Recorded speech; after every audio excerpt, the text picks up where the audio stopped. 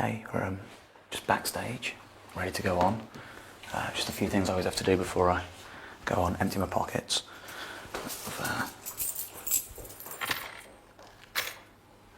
Keys and coins just get in my way otherwise. I've got to check I've got everything.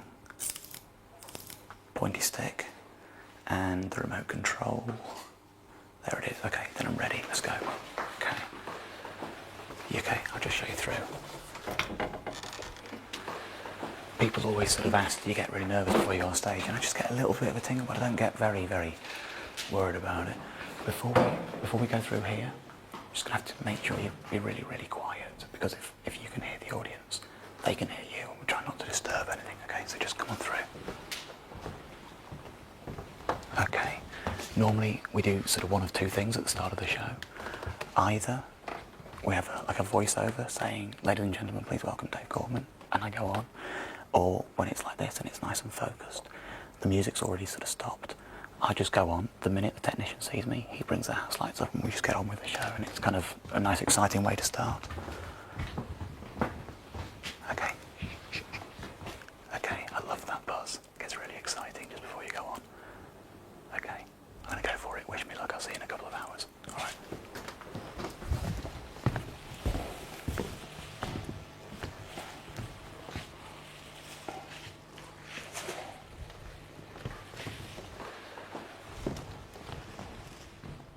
Is this the Grand Theatre?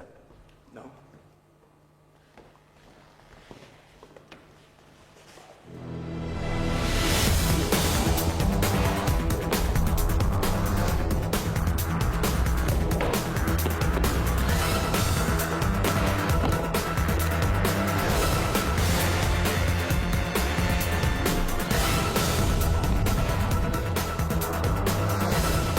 Ladies and gentlemen, please welcome Mr. Dave Gorman.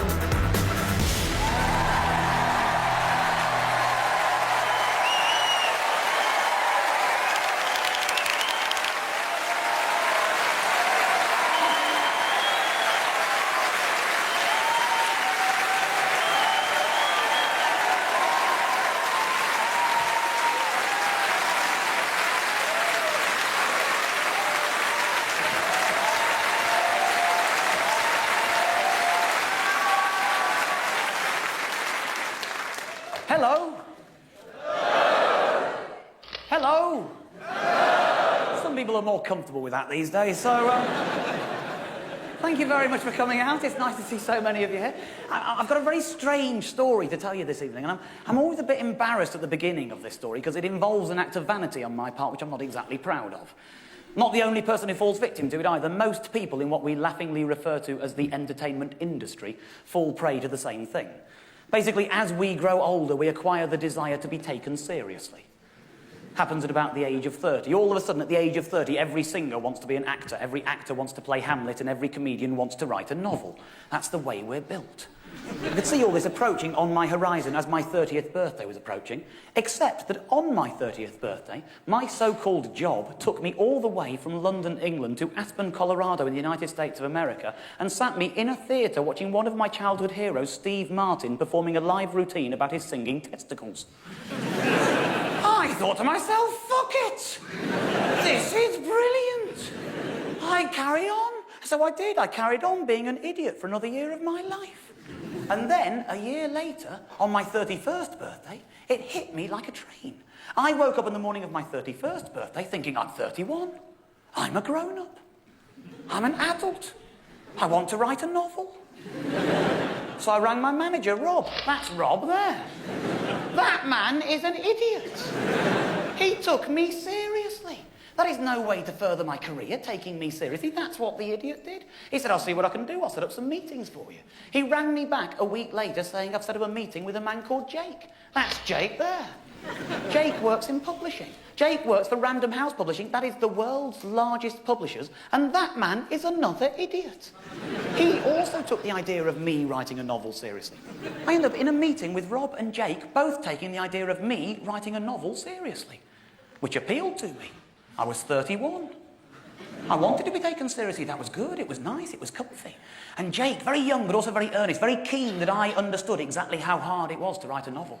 He's saying to me, Dave, Dave, it's very hard work. It's just you, your imagination, and a computer. Are you really sure you're going to put the hours in? And I said, yes, Jake. I'm 31. I'll tell you how serious I am. I am actually considering growing a beard.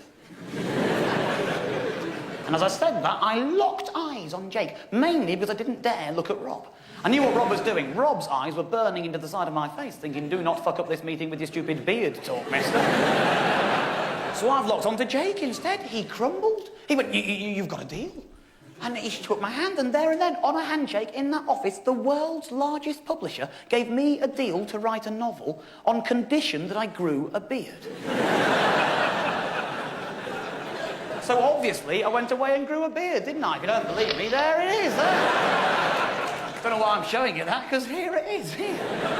And then things got even more stupid. The idiots gave me money.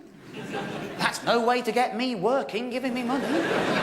You want me to work, you keep me hungry. That's how you do it. The idiots went and put money in the pot. I have no idea how to explain to a collection of grown-ups such as yourself how I got given money for doing something before I'd done any of the doing of it. The best I can think to explain it is to say that this man's stupid and this man's good. But anyway, the upshot is I'm there in my living room, 31 years of age, beard on my face, money in the bank, at the computer, trying to write a novel. Oh, it's hard work, really. I had no idea. I've never been the most motivated man in the world. I like doing things, I just don't like starting them. I'm not good at the beginning. As a kid, if I had to revise for exams, I couldn't do it until I'd rearranged all the furniture in my bedroom, painted that wall and gone to Germany and back, you know? That's in my nature, that's the man that I am. I wanted to write the novel, I really did, I just couldn't. Everything else suddenly seemed more important. I'd be sitting at home thinking, I know, I'll crack on with chapter 1 of this novel, just as soon as I've alphabetised my CD collection, defrosted the fridge, vacuumed the carpets, painted the kitchen, everything in the world suddenly seemed more important. But the biggest distraction of all was my computer. Jake lied to me. Jake said it's just you, your imagination, and your computer. That's not strictly speaking true. My computer is attached to the internet. The internet contains everything in the whole wide world ever. I don't know about you, but I sometimes find everything in the whole wide world ever to be a bit distracting. I would sit there at the computer thinking, right, here we go, chapter 1. Just as soon as I've checked my emails. Well, that's a day of my life right there, isn't it? I get more emails in a day than it is possible to read in a day. It's not just friends and family and colleagues that write to me. Complete strangers write to me by their hundreds every day of my life. If I sit down to read them, that's the day wiped out. That's what I was doing one day, kidding myself this is some kind of preparation for writing a novel. I'm reading all of these emails. One of them catches my attention. I don't know who it was from. It was from a complete stranger. If I had to guess, I would tell you that I think he's Australian. I don't know that for a fact. Obviously, people don't start emails by saying, hello, I am Australian, do they? What he actually said was, g'day, Davo, it's a good guess, I'll give me that. G'day, Davo, did you know you're a Googlewhacked Steve-o? I thought, well, no, I don't. I don't know what a Googlewhack is. And forgive me, but it does sound like some kind of weird Australian insult. There's only one part of my anatomy. I can imagine the Australians calling a Google, and Steve-o appears to be accusing me of whacking mine. Well, you can't write a novel under those circumstances, can you? It's not possible. I needed to know what a Googlewhack was. So I sat there, I wrote him an email saying, what the hell is a Googlewhack? And he wrote back explaining it to me. I'll do my best to explain it to you here and now. Basically, Googlewhacking is a game that people play using the search engine Google. If you get online and go to google.com, enter 2 words and press search, Google then goes off and looks at over 3 billion pages looking for your 2 words. It brings back every single one of those pages that contains not just one, but both of the words you told it to look for. Normally, any 2 words you put in, it's going to come back saying, here are 8,947 pages of information. If, however, it comes back saying, here is the one and only one page, when only one out of over 3 billion pages contains both of your 2 words, that there is a Googlewhack.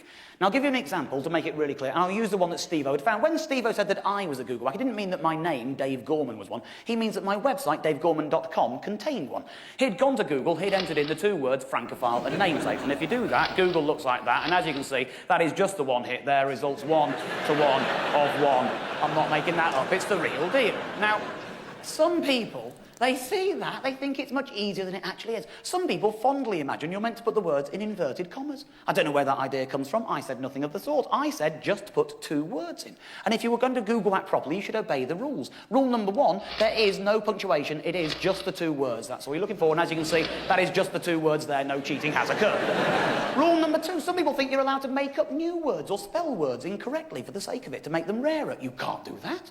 The words have to exist already. They have to be in dictionary.com. That is the dictionary of choice for the Google whackers of this world. The reason being, it's Google's dictionary of choice as well. Google actually tells you if the words are in the dictionary or not. You don't need to go and look it up. On the blue bar there, you can see the 2 words are underlined. That's Google's way of telling you they're in the dictionary. If they're underlined, they're in the book. If they're not, they're not. It's as simple as that. Rule number 3, the website that it finds can't be a word list of any kind. It can't be a page from a dictionary or a thesaurus or a Scrabble page or anything like that. It's got to be a real website written by a real person with real words in context. And obviously, I know that those words count because I wrote them. They're part of my website. It's davegorman.com. So there you go. It's very simple. 2 words, 1 hit, 3 rules. That's the rules of Google whacking. Now you all know what a Google whack is. And now you're probably sitting thinking, well, there you go, Dave. You've established it's not some weird Australian insult. There's nothing to stop you cracking on with chapter 1 of your novel, is there? Only it's not that simple, is it? If you find out what a Google whack is and you're sitting at a computer when you find out what one is, and you don't try to find one, you're not bloody human, sure. I'm sitting there thinking, I'm good at this, surely I've got a head for this kind of thing. I like words, yeah. Kind of thing a novelist would do, isn't it? Think about words, yeah, I'll give that a go, yeah, absolutely. It'll take me 20 minutes, I reckon. I wasted another day of my life. I spent hours failing, hours and hours putting random pairs of words in. 4 hours after I'd started, I was still going.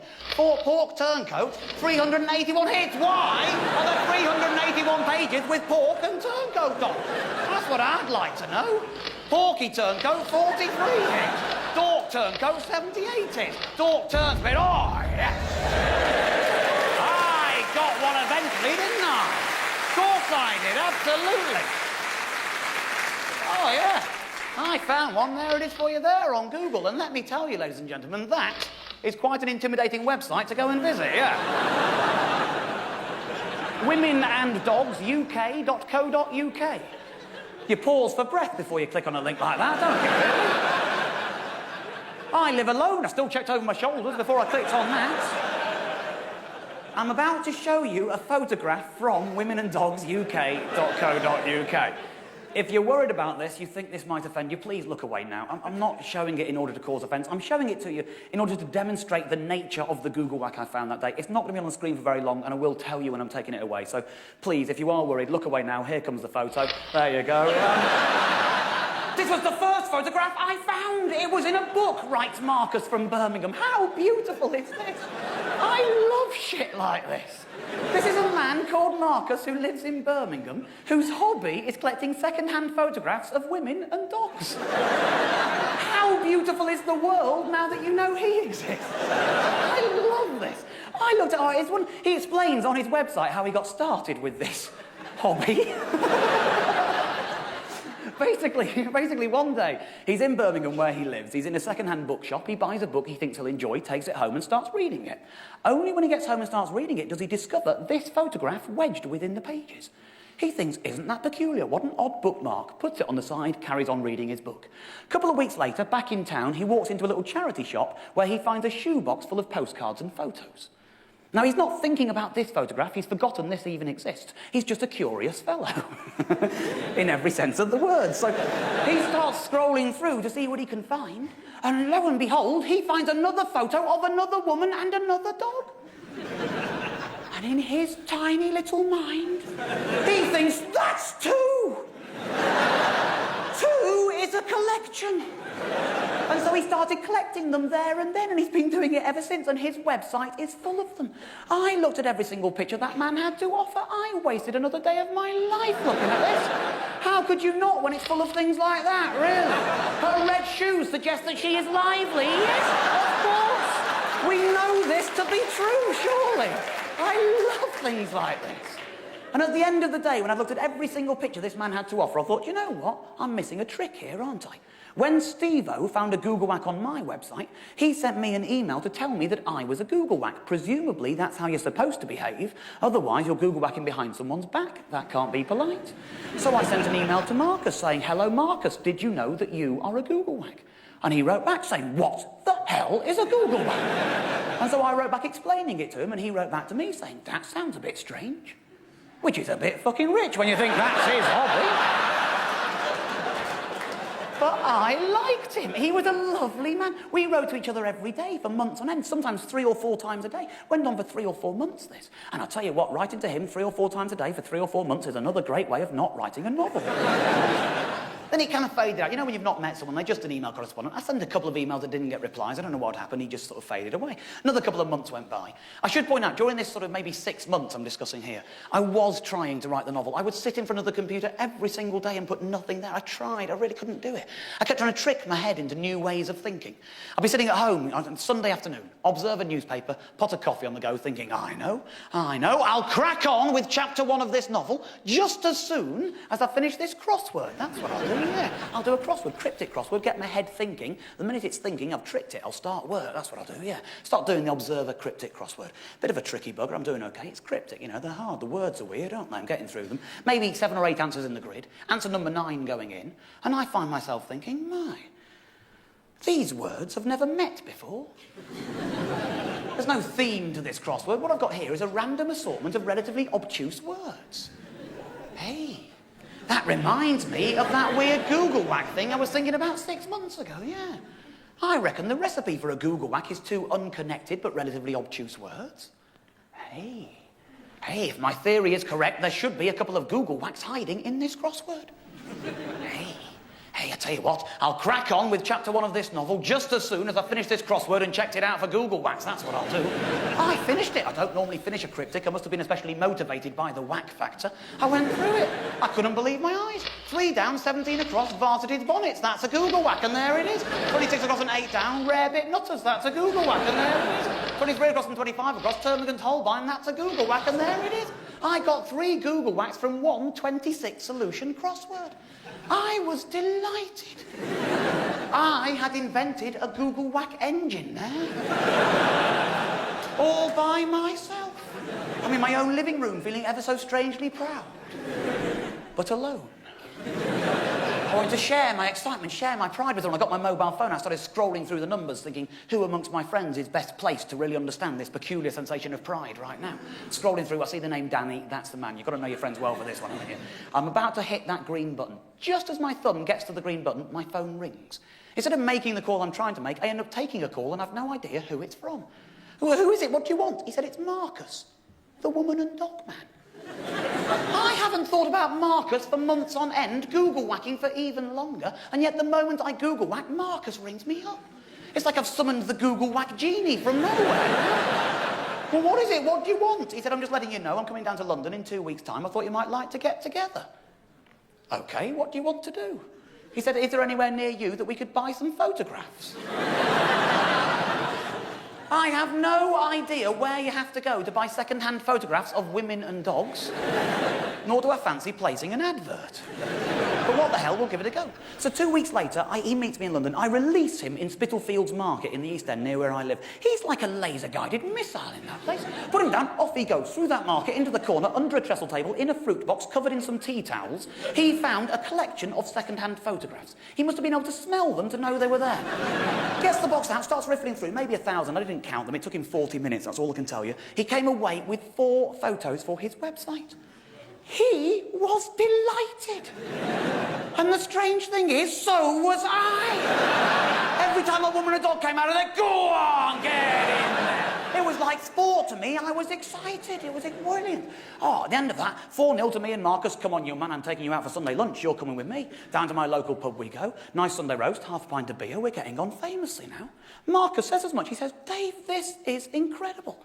You and I are getting on incredibly well. And to think that we met because of the most random thing in the world, a Googlewhack. How odd is that? I said, it's very odd indeed, Marcus. But isn't it beautiful in its own way? He said, I know, but think about it. These Googlewhacks must be almost impossible to find. I said, well, And not that hard, because I know I've invented the engine. He says, they must be. Google looks at over 3 billion pages. I said, I know, but maybe every one of those 3 billion pages contains a Googlewhack. You don't know until you look, do you? Hey, I tell you what, if you want to, come back to my house now. I'll make the coffee. I'm only 3 minutes away. You can have a go on my computer. That's what we did. Took 4 minutes to get home, because on the way, I bought a newspaper, fancied a bit of showing off. 5 minutes later, he's at my computer, tip-tapping away, coffee by his side. I'm sitting in my armchair, 3 or 4 metres behind him, observe a newspaper, biro, crossword, thinking, right, I'll show him some fucking Google whacking. Here we go. Had you all been sitting in my living room that day, which would have been weird, but had you been, you would have seen me, about 40 minutes later, leaping out of my armchair in full-on celebration mode. Real go on, you beauty! I was a happy man. Nothing to do with the computer. I couldn't see the computer. That was Marcus's domain entirely. I was sitting 3 or 4 metres behind him. I'm looking at the crossword. And I couldn't even do the crossword that day. I've managed to find a copy of The Observer from the day in question. It's not the one I had in my hands physically, obviously, but it's the same crossword, it's the same newspaper, it's the same day. That's what it was looking at. And it wasn't that. I couldn't do it. My mind starts to wander. My eyes start to drift around the room and around the page. I suddenly saw a detail on that crossword that I hadn't noticed when I first picked it up. The winners from 2 weeks earlier. And I'm one of them. I won the Observer Cryptic Crossword. I don't normally win things in life. All of a sudden, I'm one of life's winners. Oh, I was delighted. I was so happy. One of the other contestants is a church from Southampton. Well, they should have something better to do on a Sunday, if you ask me. That's not right, is it? Oh. I didn't even know what the prize was. I didn't care what the prize was. I loved being a winner. It was exciting. It actually does say on the page, well, the winners all receive the new Penguin English Dictionary worth £15.99. Nothing to get too excited about, nearly £16 worth of dictionary. That wasn't what got me excited, was it? No. It was the fact that I was a winner. Now, had you all been in my living room that day spectating, at the exact same split second that you would have seen me leaping out of my chair in full-on celebration mode, you would have seen Marcus leaping out of his chair in a celebration of equal magnitude. He knew nothing about the crossword. He couldn't see that. I was sitting behind him. So either he's just joining in, which is a worry, or he's got something of his own to celebrate. So I turned to him, what is it? What are you typing about? He said, I've done it. I've got myself a Googlewhack, and he had the lucky bugger. Unconstructive superegos. Didn't take him long at all, did it? Oh, no, and there it is for you there on Google, and there's the website it leads to there. I saw that. It was like I'd seen a ghost. I've been to that website before. That doesn't make sense. This is a 1 in 3 billion chance. Marcus is a 1 in 3 billion chance. He's sitting in my living room taking another 1 in 3 billion chance. That shouldn't land in familiar territory. That should be in the realm of the unknown. I didn't know why I'd been there, when I'd been there, how I'd been there. I just knew that I had. I started scouring that page, looking for the detail that would trigger the memory. And when I saw what it was, I could not believe what I was looking at. Copyright David Gorman! What are the chances of that actually happening? That makes no sense whatsoever. And let me explain something here. Don't get confused. That's got nothing to do with me. That is not saying copyright me. It is saying copyright somebody else entirely, but who happens to share my name. But, as it happens, it is somebody that I already know. There's a picture of him in his own website there. There's another picture of him from about 4 years ago, and there's me meeting him there. What are the known chances of that actually happening? That is ridiculous. And I feel I should explain something here, because I don't expect anyone to be familiar with my background, so let me explain. About 4 years ago, I travelled all over the world meeting other people called David Gorman, because my flatmate at the time, Danny, bet me I couldn't meet loads of them. I won that bet. I met loads of them. In fact, in London, I organised a party for 50 of them, and there they are, there. But what people don't understand is that that man there is precisely who I didn't want to be anymore. That man there is a 20-something idiot version of me. I was in my 30s now. It's precisely because I didn't want to be that idiot there that I did this to myself. But in spite of doing that to myself, I'm still being confronted by this every which way that I turn. I can't get away from it. It was ridiculous. Now, as it happens, me and this particular David Gorman, the one whose website we'd just found, we've stayed in touch. We're quite good friends. He's a lovely fella. He lives in the south of France. He's actually Canadian, but his girlfriend's French, and that's where they live. Lovely man. The first time I met him, all I had was a postal address. Fine. I got on a plane. I flew all the way to France. Hired a car, drove on through France into Provence, found his little village, found his house, and discovered he wasn't in. He was visiting a friend in London. I flew all the way back home and met him 5 miles from my own front door the next sodding day. But ever since then, we've stayed in touch. We're quite good pals. He comes to England quite frequently. He's got a son who lives in London. We've met for drinks maybe 8 or 9 times in the last year. And oddly, on one occasion, we both happened to be in New York at the same time for completely different reasons. We met for a drink and a meal there as well. We're quite good pals. Obviously, when I discovered his website, again in this most peculiar fashion, I gave him a ring. I said, "You're not going to believe what's just happened." And he said, "What?" And I told him, and he said, "I don't believe you." I said, "I told you you wouldn't." He said, "You're right, you did." And then he said the one thing he always says, whenever we chat, correspond, meet, whatever, there's always one thing that comes up in the conversation. He says to me, "Dave, this is ridiculous. You've been to our house, but you've only seen the front door. Why don't you come one time when we are in? We've got a pool in the back garden, we've got a spare room, you, me, my girlfriend Ellen, we all get on really well. Why don't you come over and stay with us sometime? It'd be nice to have you around the place. Come over a weekend, a week, a fortnight, whatever you need." I said, "Dave, I'd love to, I really would. I can't right now, I'm really busy, I'm writing a novel, and I'll be honest with you, Dave, I haven't actually started writing any of the words yet, and I really feel that the words is the area I want to focus on next as far as the writing goes. And I'll be fair with you, Dave, I can't even afford it. I've got some money in the bank, but it's not really my money at the moment. It's an advance from the publishers for the novel. Until I've written some of the words to earn some of those pounds, I don't think it's really morally fair for me to go spending that cash. I can't do it, Dave, I'm sorry." He went, "Look, it's the age of the budget airline. They're all over the shop. You can get a cheap flight. You can afford it on your own steam. Come out for a couple of days in France, blow the cobwebs out your head. It might help you start writing." Makes sense, I'll give it a go, I'll see what I can do. I got online the next day, went to see what the budget airlines could do. Ryanair.com, cheapest fare from London to Nîmes, 0.01 Great British pound, 1 fucking penny to fly to France and another penny to fly back again. On a plane of all things, how do they do that? I said yes before the computer decided it was clearly making some kind of mistake. I rang David, immediately said, "I'm coming out in 2 weeks' time." I nearly told her I'm coming out every week for that kind of money, I'll tell you. I'll commute for that kind of money. I was delighted. 2 pence to France and back. How did they do that? Oh, I didn't get much work done that week, did I? No. Oh, walked around with a bit of a spring in my steps, all I did for a week or two. A couple of days after I've booked these tickets, still a couple of weeks before I'm actually flying out to France, I'm leaving the house one day, just to get a bite to eat. I find an envelope waiting for me on the doormat from the Observer newspaper. Now, they've got no reason to write to me other than to send me the dictionary that I won in their crossword.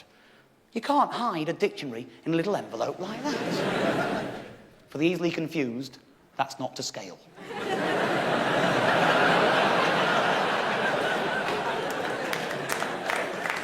You can't hide a dictionary in a little envelope like that, can you not? So there I am. I'm on the doorstep looking at this envelope. I got a bit suspicious. I needed to know then. I open it up straight away. I don't want to shatter any illusions. You might read The Observer. They cheat. It didn't contain a dictionary. It contained book tokens. Book tokens, mark you, that were only worth £15.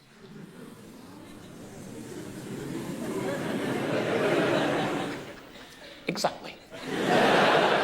If you remember, the dictionary is only worth £15 and 99 pence. They've diddled me there out of 99 pence.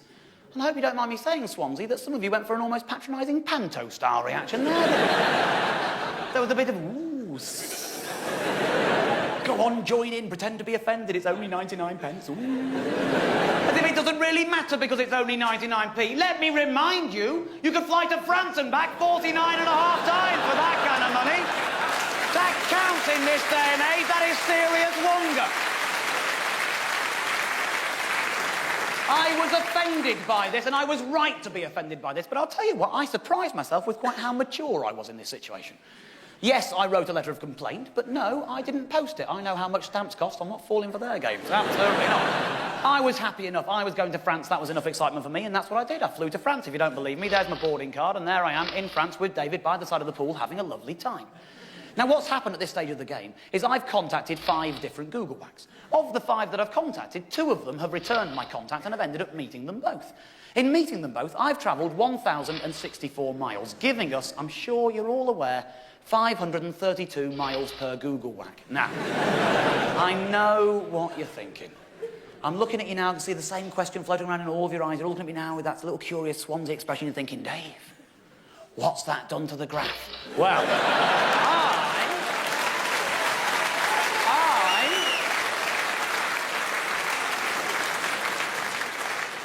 I, on the other hand, find myself looking straight back at you, thinking, what graph?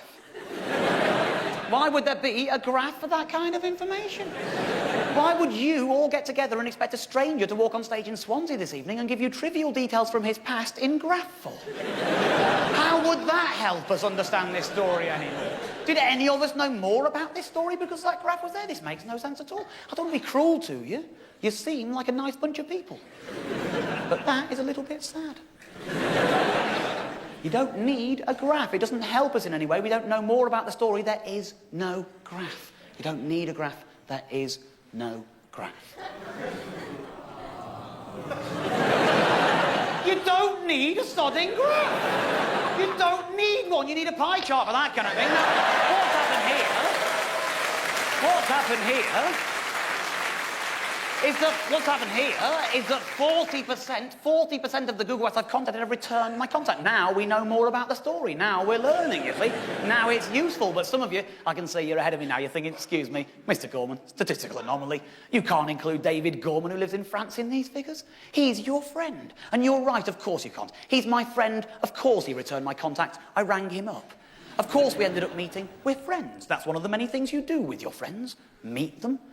You can't realistically expect 1 in 5 of the Googlewhacks you find at random to be your friend already, can you? No. Let's remove him from these figures and just consider the pool of strangers that I've contacted. From the pool of strangers, only 1 in 4, 25% have actually returned my contact. So there I am. I'm in France. I'm in David's living room, and I'm running him through these charts. And he says to me, Dave, this is fascinating. I said, is it? He said, think about it. I am number 2 in a chain. I said, are you? What do you mean? He said, well, you didn't think of my Googlewhack, did you? Your imagination conjured up the words dork and turnspit. His imagination conjured up unconstructive superegos. I am number 2 in a chain. I said, so are you? Are? Yes, so you are, yes. Very good, lovely diagram. Well done, yes. I see. He said, well, isn't that interesting, Dave? I mean, every step you take down that chain takes you 1 step further from your own imagination. You're right. Yes, you're a bit of a hippie, but you're right. He said, well, how far from your own imagination do you think you could travel, Dave? I said, what do you mean? He said, how many links in the chain could there be? I said, what do you mean? He said, come on, Dave. I'll bet you couldn't get 10 in a row.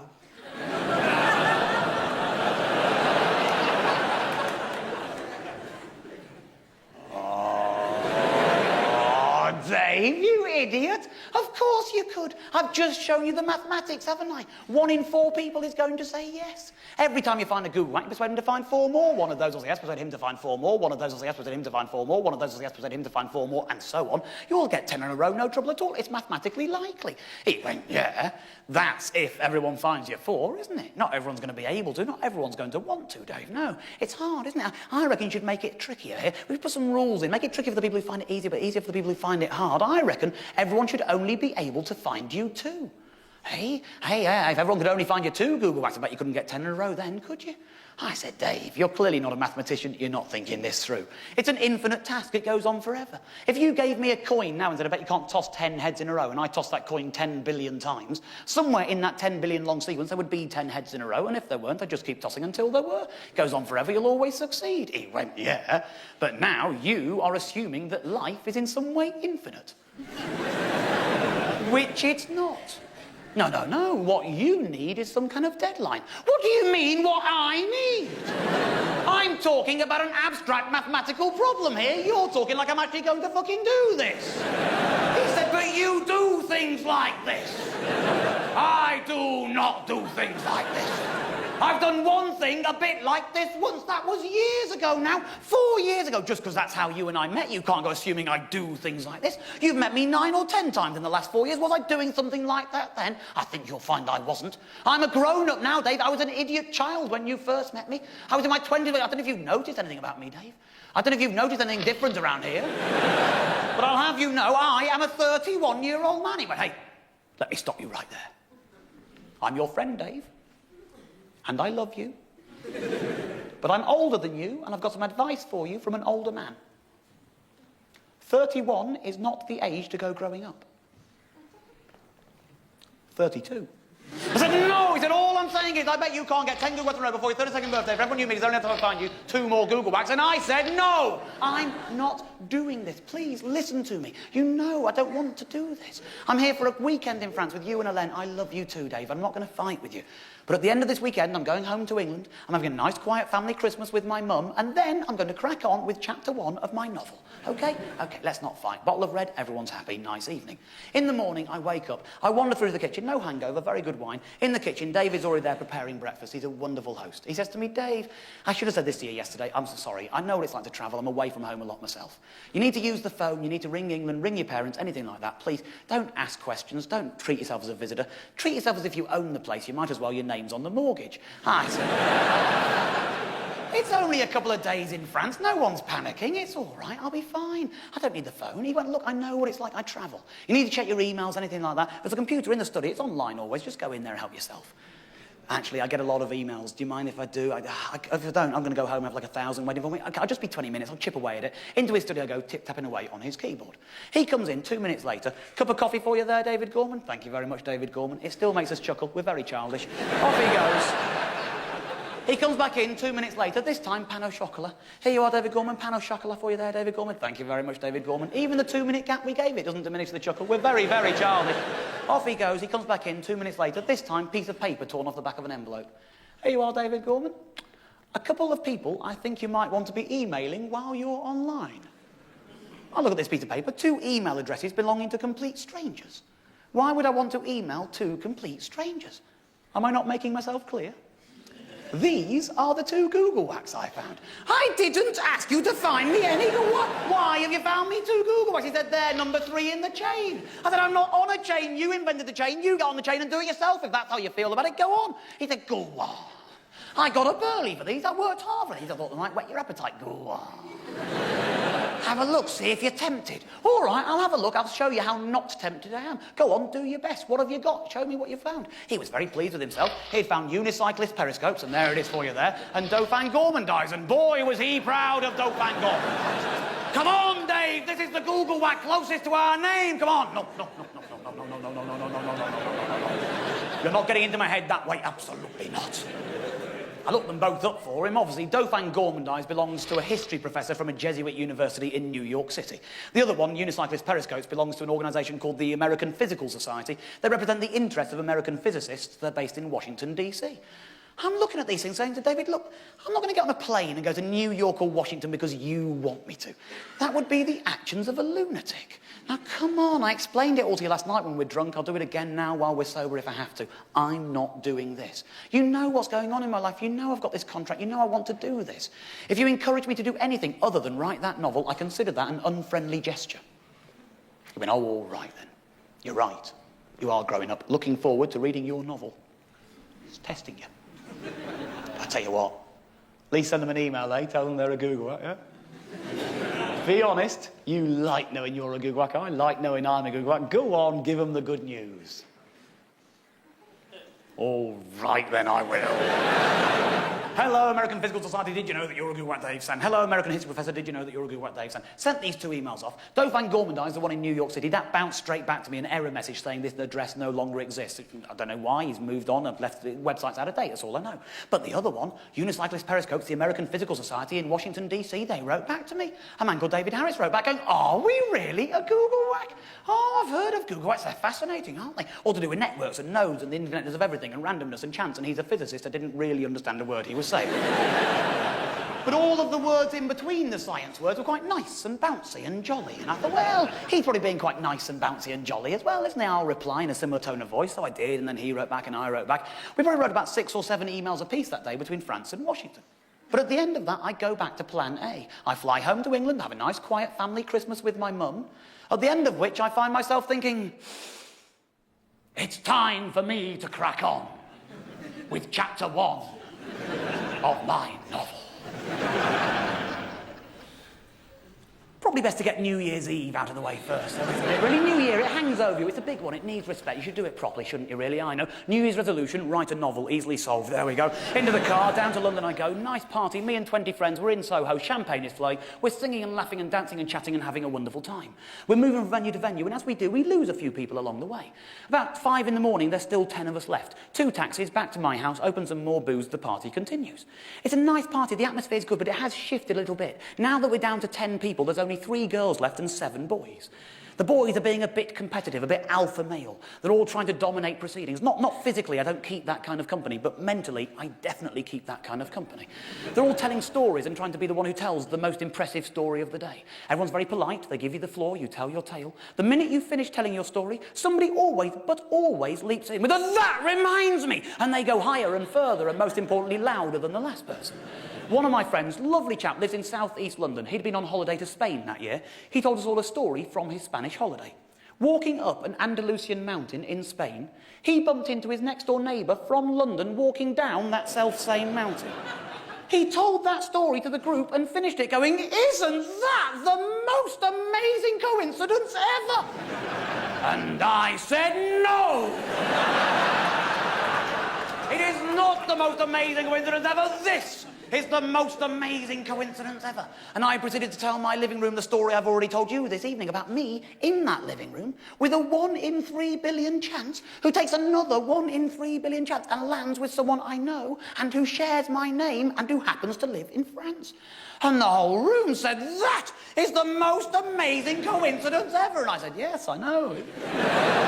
And they said, "What happened then?" I said, "Well, I went to France." "Really? What happened then?" "Well, I stayed with Dave and Elaine." "Really? What happened then?" "Well, he said this, so I said this, and she said that, so he said this, and I said the other, and he said this, and she said that, and I said this, and he said this, and she said this, and I said that, and he said this, so I said that, and she said this, and he said that." But I said, "This is amazing.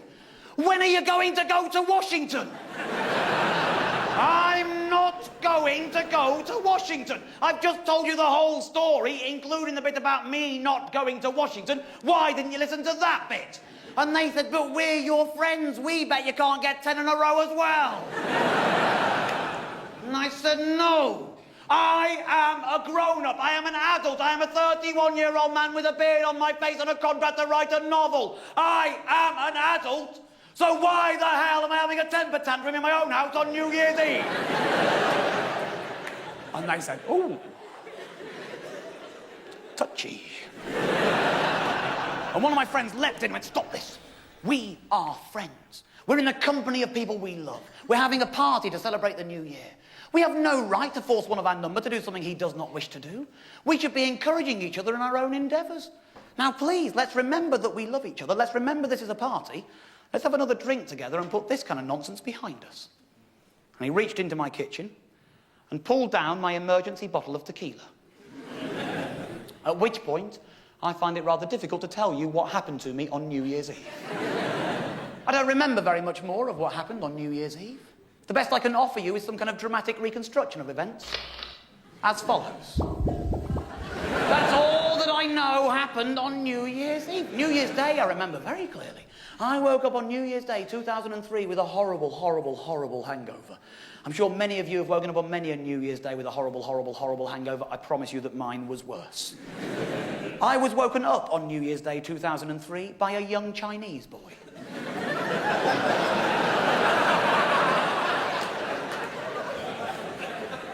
I don't live with any young Chinese boys. I knew that something was wrong immediately. It took me a couple. He walked away from me, revealing a little newsagent's in the distance. There isn't one of those in my house either. I knew that something was very, very, very wrong immediately. It took me a couple of seconds for the scales to fall from my eyes and everything to snap into focus, and I suddenly realised where I was. I woke up New Year's Day 2003 in Heathrow fucking airport. Red hot flush of anger and panic went right through me. Why am I here? What have I done? What's happened to me? What have I... Oh, wallet. Yes, I've got my wallet. Life's okay. And phone. Wallet and phone. I've got my life. I'll get home. It's okay. Good, good, good, good, good, good. Bad. That's very bad. That's my passport. Why have I got my passport?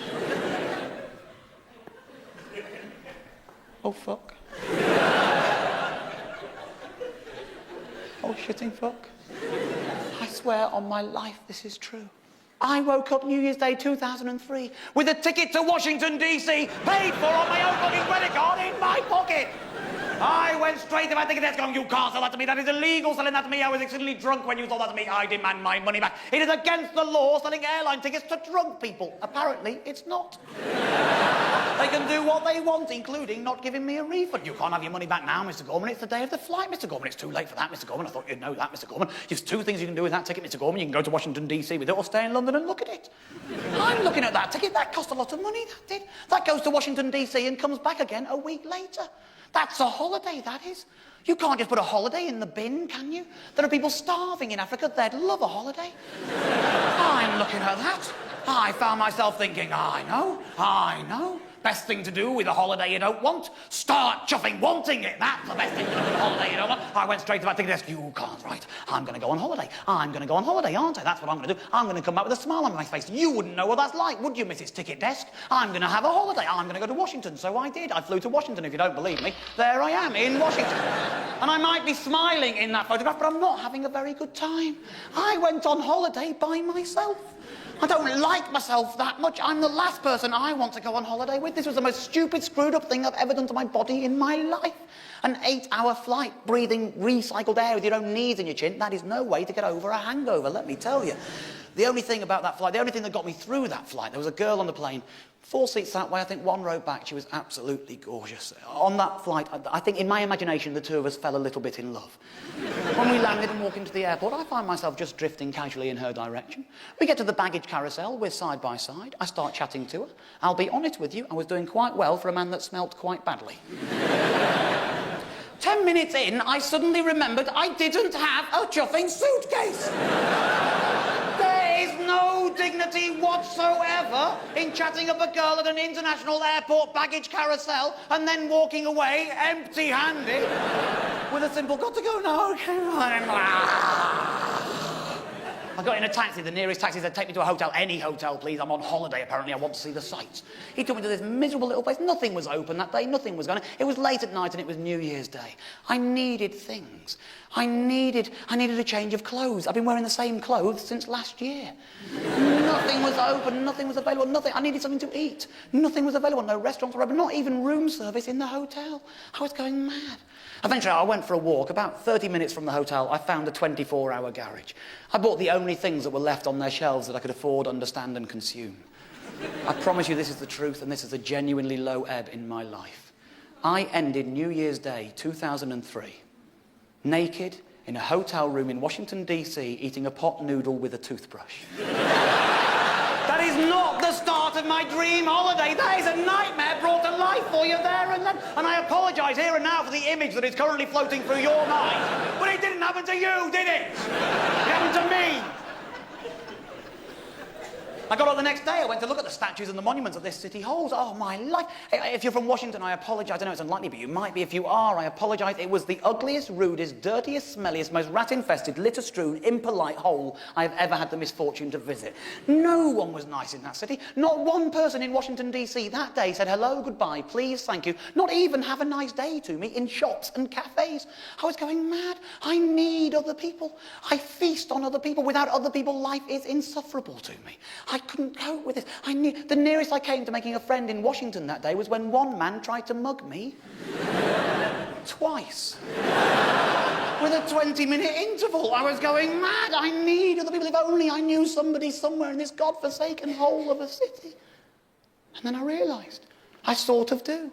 David Harris. Unicyclist Periscopes, Washington, D.C. He's here, isn't he? We wrote all those emails to each other when I was in France, yeah. That's friendship, isn't it? 6 or 7 emails. It's got to be, yeah, surely. It's got to do the job. It's the nearest thing I've got for thousands of miles, isn't it? I got into the hotel business centre, got onto their computer, found the website again, found his email address again, sent him another email saying, look, you might not remember this, but late last year I sent you an email to tell you that you are a Googlewhack. I don't want you to feel guilty, but you are the reason I'm now having a miserable time in Washington, D.C. I'm here for a week. If at any time during that week you've got an hour to spare, you want to have a meal or a drink, it is my treat in return for you showing me that human kindness. If you think I'm taking the piss, I apologise, please ignore me. If you think I'm intruding on your life, I apologise, please ignore me. The truth is, I'm lonely. This is my number at the hotel, this is my email address, and I'll leave the rest to you. Dave, send. God love him. He rang me at the hotel 20 minutes later saying, look, I don't start work for another day. How about tomorrow morning I'll come by, pick you up and go and have breakfast? Yes, I bit his hand off. What a lovely, gorgeous, welcoming thing to do. We did, if you don't believe me. There we are. Incidentally, that's not an overkeen waitress. That's his wife, Danielle. Now, David and Danielle, it turns out, are Australian. They loved meeting me because I'm not American either. Almost the first thing they said. She went, Danielle, she went, you're all right. You don't like Washington, you're only here for a week. We've got to fucking live here. Breakfast flew by. All we did was trash Washington for the ugly, rude, despicable, rat-infested, litter-strewn hole that it was wonderful. Got it all out of our systems. All of a sudden, Danielle stands up and I'm really sorry. I'm running late. I didn't realise. I've not been watching the time. It's flown, hasn't it? I've got to run, Dave. I've got a pottery lesson to go to. I'm not being rude. I've got to go. I'm sorry. Look, if you're still around in a couple of hours, why don't we all have lunch together? Oh. I love these people. Breakfast starts at 9:30. At 11:30, they're planning lunch in 2 hours. I'll have a day like that with any tosser any time, absolutely. Off she goes to a pottery lesson. Myself and her husband David potter around the city, go and see some more statues and monuments and the like, and then we all meet up in this restaurant later. Danielle comes in maybe 2 minutes after myself and David. First thing she does, she comes up to me going, I got you a present. Oh, I love you.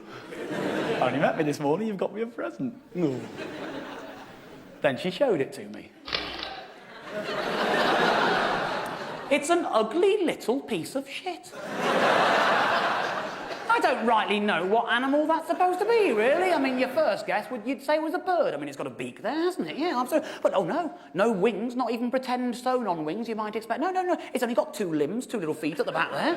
If that was a living creature, that couldn't propel itself on land, air or water, could it? That's going to fall flat on its face, whatever it tries to do. Probably explains the rather pinched and ugly I fell on my face expression they've given it there. Blue Christmas hat, wrong colour for the garment, say I. That is an ugly little piece of shit. All of a sudden, I'm thrust into that rather awkward, difficult social situation where I've got to try and appear grateful for something, even though I clearly can't muster any genuine gratitude. That absolute, isn't that? That is just the most... Hello! And I look up and I can see a little glint in her eye and a little smirk in her smile. I thought, she knows this is shit. I'm being tested here. This is a question of whether or not I am brave enough to acknowledge that I think it's shit, given that these are my only 2 friends in the whole of this godforsaken city. And after a while, I thought, I've got no choice. I'm going to have to go for this. I'm sorry, Danielle, this is shit.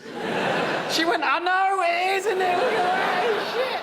I goes, so why did you get it for me then? She said, take a look at the label. So I did. It's a teeny Christmas Google. She said I couldn't believe it. I was walking away from my pottery lesson towards this restaurant. I was running late, I didn't want anything. I've never been in this shop before, and for some reason, I stepped into a shop. I stood there in the doorway going, Danielle, you've gone mad. You've walked into a shop you don't want to walk into. What's going on? I looked to my left. I saw a whole shelf of these. I thought, my, they're remarkably ugly pieces of shit. I picked one up. I thought, what are you doing? You walked into a shop you don't want to walk into. Now you're picking up an object you've already acknowledged to yourself you think is shit. You're going mad, girl. And then I saw the label. I thought, this is amazing. You came into our lives this morning because of Google, and there I am randomly holding a Google. How could I not get this for you? It's a sign from above, surely. And she's right. I'd have bought this for me as well under the same circumstances.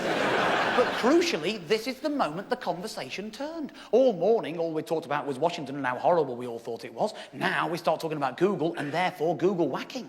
And her husband, David, the physicist, his brain clicks back into physicist gear. He's off again. Yes, I've been thinking about this Google whacking, Dave, ever since you first got in touch. Yes, I've got an idea about how to find them, actually, yeah. Hey, do you know set theory, Dave? You don't. Let's have another coffee, I'll explain it. Here we go. He talked for an hour, I didn't understand a word. All I know is by the end of it, he's going, that's my theory, Dave. It should work. I need to get a computer onto this. I've not written it down. It's in my head. Let's do it now. I tell you what, the office isn't far away. I've got a car outside. We can break in. Come on, let's go. We jump in his car. We drive to the offices of the American Physical Society. We get in through means unknown. He starts trying to find himself a Google whack. I have no idea what his theory was. All I know is that to begin with, I was far from impressed. He starts putting in random pairs of words. Seismic pedestrian, 13,800 hits. Oscilloscope pedestrian, 287 hits. Oscilloscope pedestrianised, 0. Too far.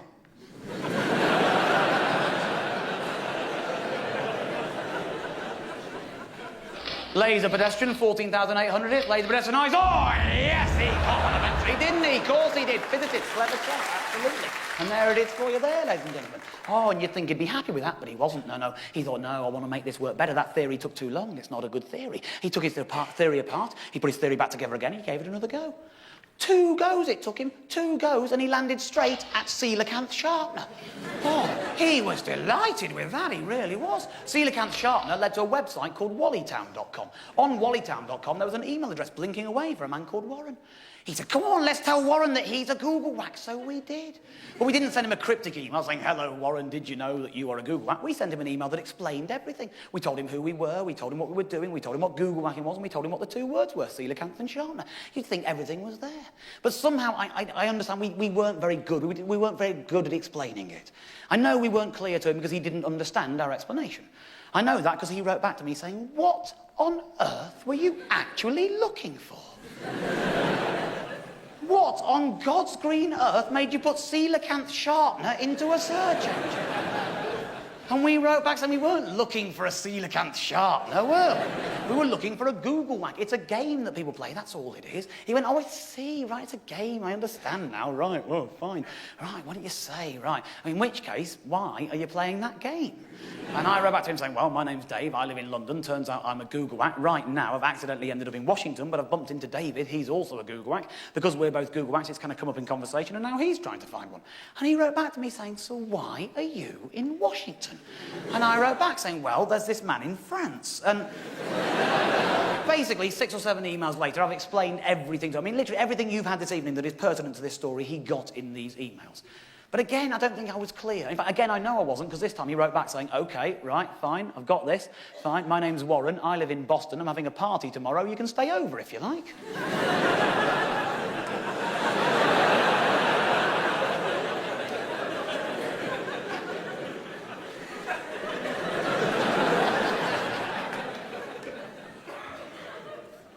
No. No, that's not what I'm trying to do at all, no.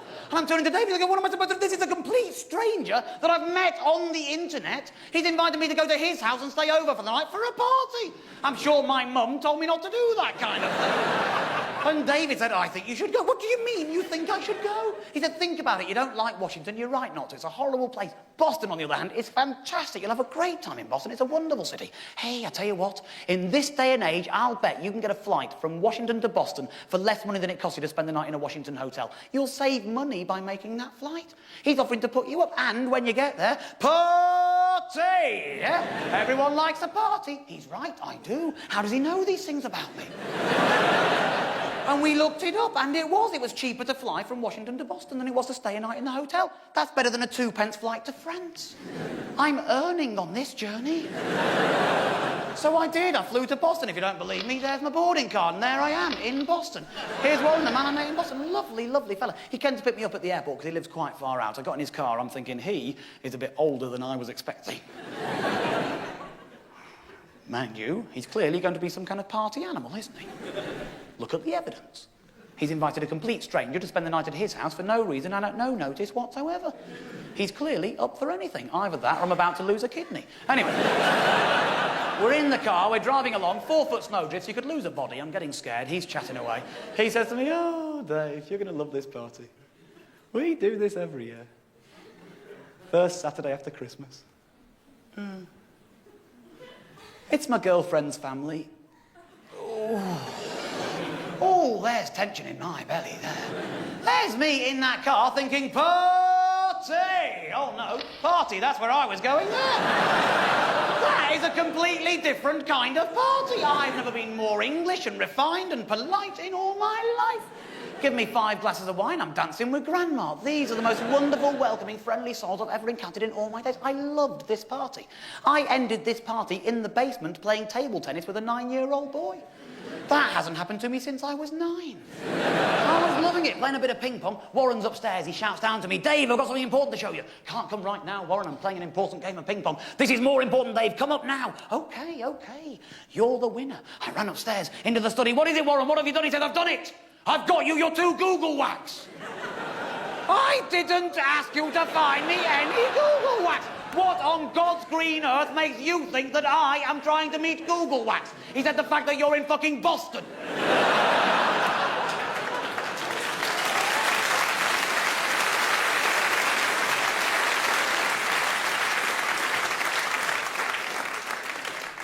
I said, right.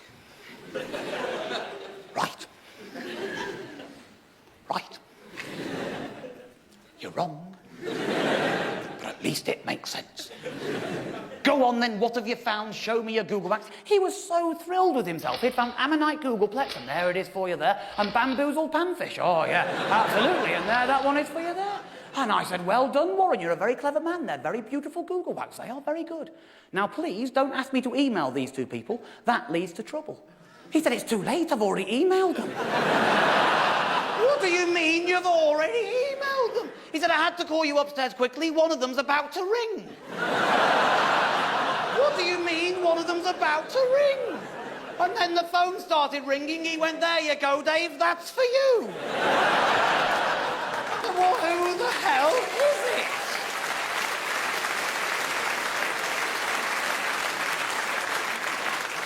Well, who the hell is it? He said, it's Ammonite Googleplex. I said, what the hell's his name?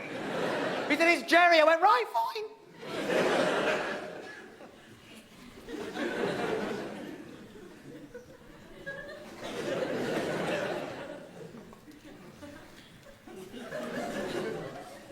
Hello? Is that Jerry? He went, yeah. All right. He said, is that Dave? I said, yeah. He went, so, Dave, do you want to come and meet me, then?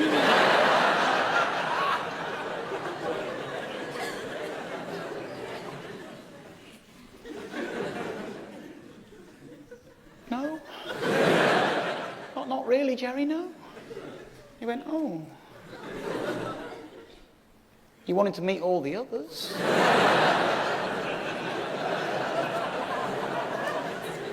No, I didn't, Jerry. I have met all the others. It's not the same thing. I didn't want to. I just have. Don't you understand? He said, well, why don't you want to come and meet me? Then I'm saying, Jerry, I don't even know where you live. He said, I live in Columbus. I said, Jerry, I don't know where Columbus is. He said, it's in Ohio. I said, Jerry, I don't know where Ohio is because I don't. I'm turning to Warren in the office going, Warren, help me out here, please. Tell me where the hell is Columbus, Ohio? He went, well, seeing as you're asking, it's not a straight line, you know. It's not as the crow flies, but it's sort of,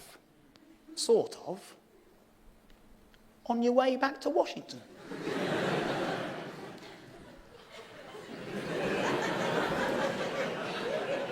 Is it really? He went, yeah. I looked up some flights in case you're interested. Right, fine, okay, I'll do it. Okay, hello, Jerry. Yes, I'll see you tomorrow. Okay, bye. 3 reasons for saying yes. Number 1, it was easier. Number 2, my international fridge magnet collection was coming on in leaps and bounds. Number 3, I thought it would be fun. I was on holiday. It was a lousy holiday by myself in Washington, D.C., wasn't it? I was having a lousy time. The minute I started meeting these people, every day I spent with one of them was a day of fun, a day of joy. I thought, I'll owe myself one of those, don't I? I'll have another one of those. Why not? I'm on holiday. I owe myself that much, don't I? So I did. I flew to Columbus the next day. If you don't believe me, there's my boarding card. And there's Jerry, the man I met in Columbus. Lovely man, Jerry. Fantastic. I said to him straight away, Jerry, I don't want to talk about Google whacking. That has got out of control. He said, fine. He took me to an alternative music night. That's his bag. We both got a bit squiffy. He went home. I went to a hotel. That was the end of that. In the morning, I get up, taxi from the hotel to the airport. I fly from Columbus back into Washington, where I've got a 4-hour layover before my flight back to England. 4 hours of thinking time there. 4 hours of thinking time in which I found myself thinking, my life, that was a strange new year, wasn't it? I've done some travelling this year already, haven't I? God, it's only a week old. What I've done there is 8,236 miles. What I've done there is I've travelled from... Shit, okay, I'll explain. I've made a bit of a mistake here. I got this map off the internet and I've been using it for a while and I've never liked it. I was doing it in a hurry when I got it and it's a bit sort of squashed and distorted and not quite what the world really looks like. You know what I mean? And every time I put it on the screen, I think, oh God, now there's another few hundred people think that's what I think the world looks like. And especially because we're recording this one, I thought, oh, I'm going to get it right for tonight, so I changed it earlier on today. But I've obviously forgotten to actually delete this slide. So my apologies, my mistake. This is more what we had at school, obviously. That's more like it. Now, what's happened there? What's happened there is I've travelled,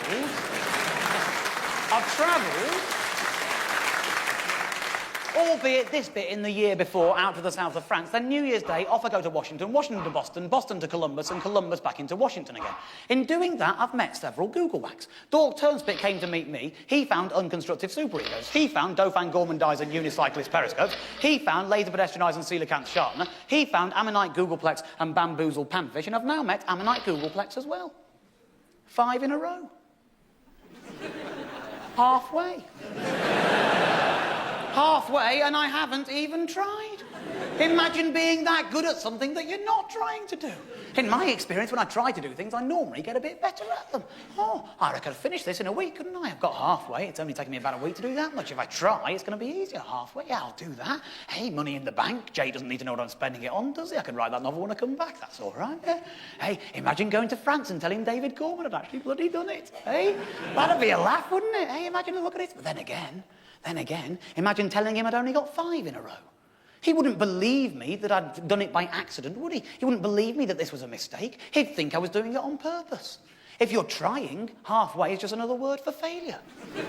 You try telling your friends that you accidentally ran the first half of the London Marathon. They won't believe you, will they? If you're going, I thought it was a march. I went along with it. It was a fast march, I'll tell you. They won't believe you.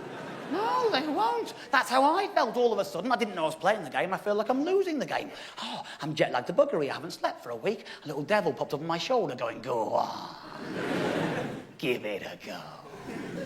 But a little angel popped up on my other shoulder going, yeah, go on. Give it a go. And I thought, I will do. I bloody will do. I will. I went to a payphone there and then in the airport. I rang Jerry back in Columbus. Jerry, it's Dave from last night. I know it's going to sound a bit strange. I need you to do me a favour. I need you to find me 2 Googlewhacks. He said, that is strange. I got in late last night. I was a bit drunk. I found 3. I said, well done, Jerry. Drunk is clearly a good tactic. Just give me the first 2, will you? He said, I don't know what they are, Dave. They're on the computer. They're in the archive. I need to go and look it up. I haven't got time for this, Jerry, and my flight leaves in 20 minutes. I'm meant to be sitting in that chair right now. Email them to me. I'll get them when I get home. I ran. I got my flight. I flew from Washington to London. I got in. I checked my email. Jerry had done his job. He'd found me his 2 Googlewhacks. The first one of his that I looked up, Jeremiah's conifer. This one led to an organisation called IntegrityUSA.org, a witness of God's inclusive love to the Episcopal Church and the gay, lesbian, bisexual and transgender community, based in Washington, D.C. This is a measure of how committed I was to this idea now. I didn't want to go to Washington, did I? But I was prepared to if that's where number 6 is hiding, because I know you can't get to 10 without going through 6. That's how numbers work. So I sat down and I wrote them an email. Maybe it was the power of my negative thinking towards our home city. Maybe it's just the magnetism of the world and the way it spanned that day. All I know is that my email to these people bounced straight back to me with an error message saying it was no longer a working address. I had no other way of getting in touch with them. It was a dead end.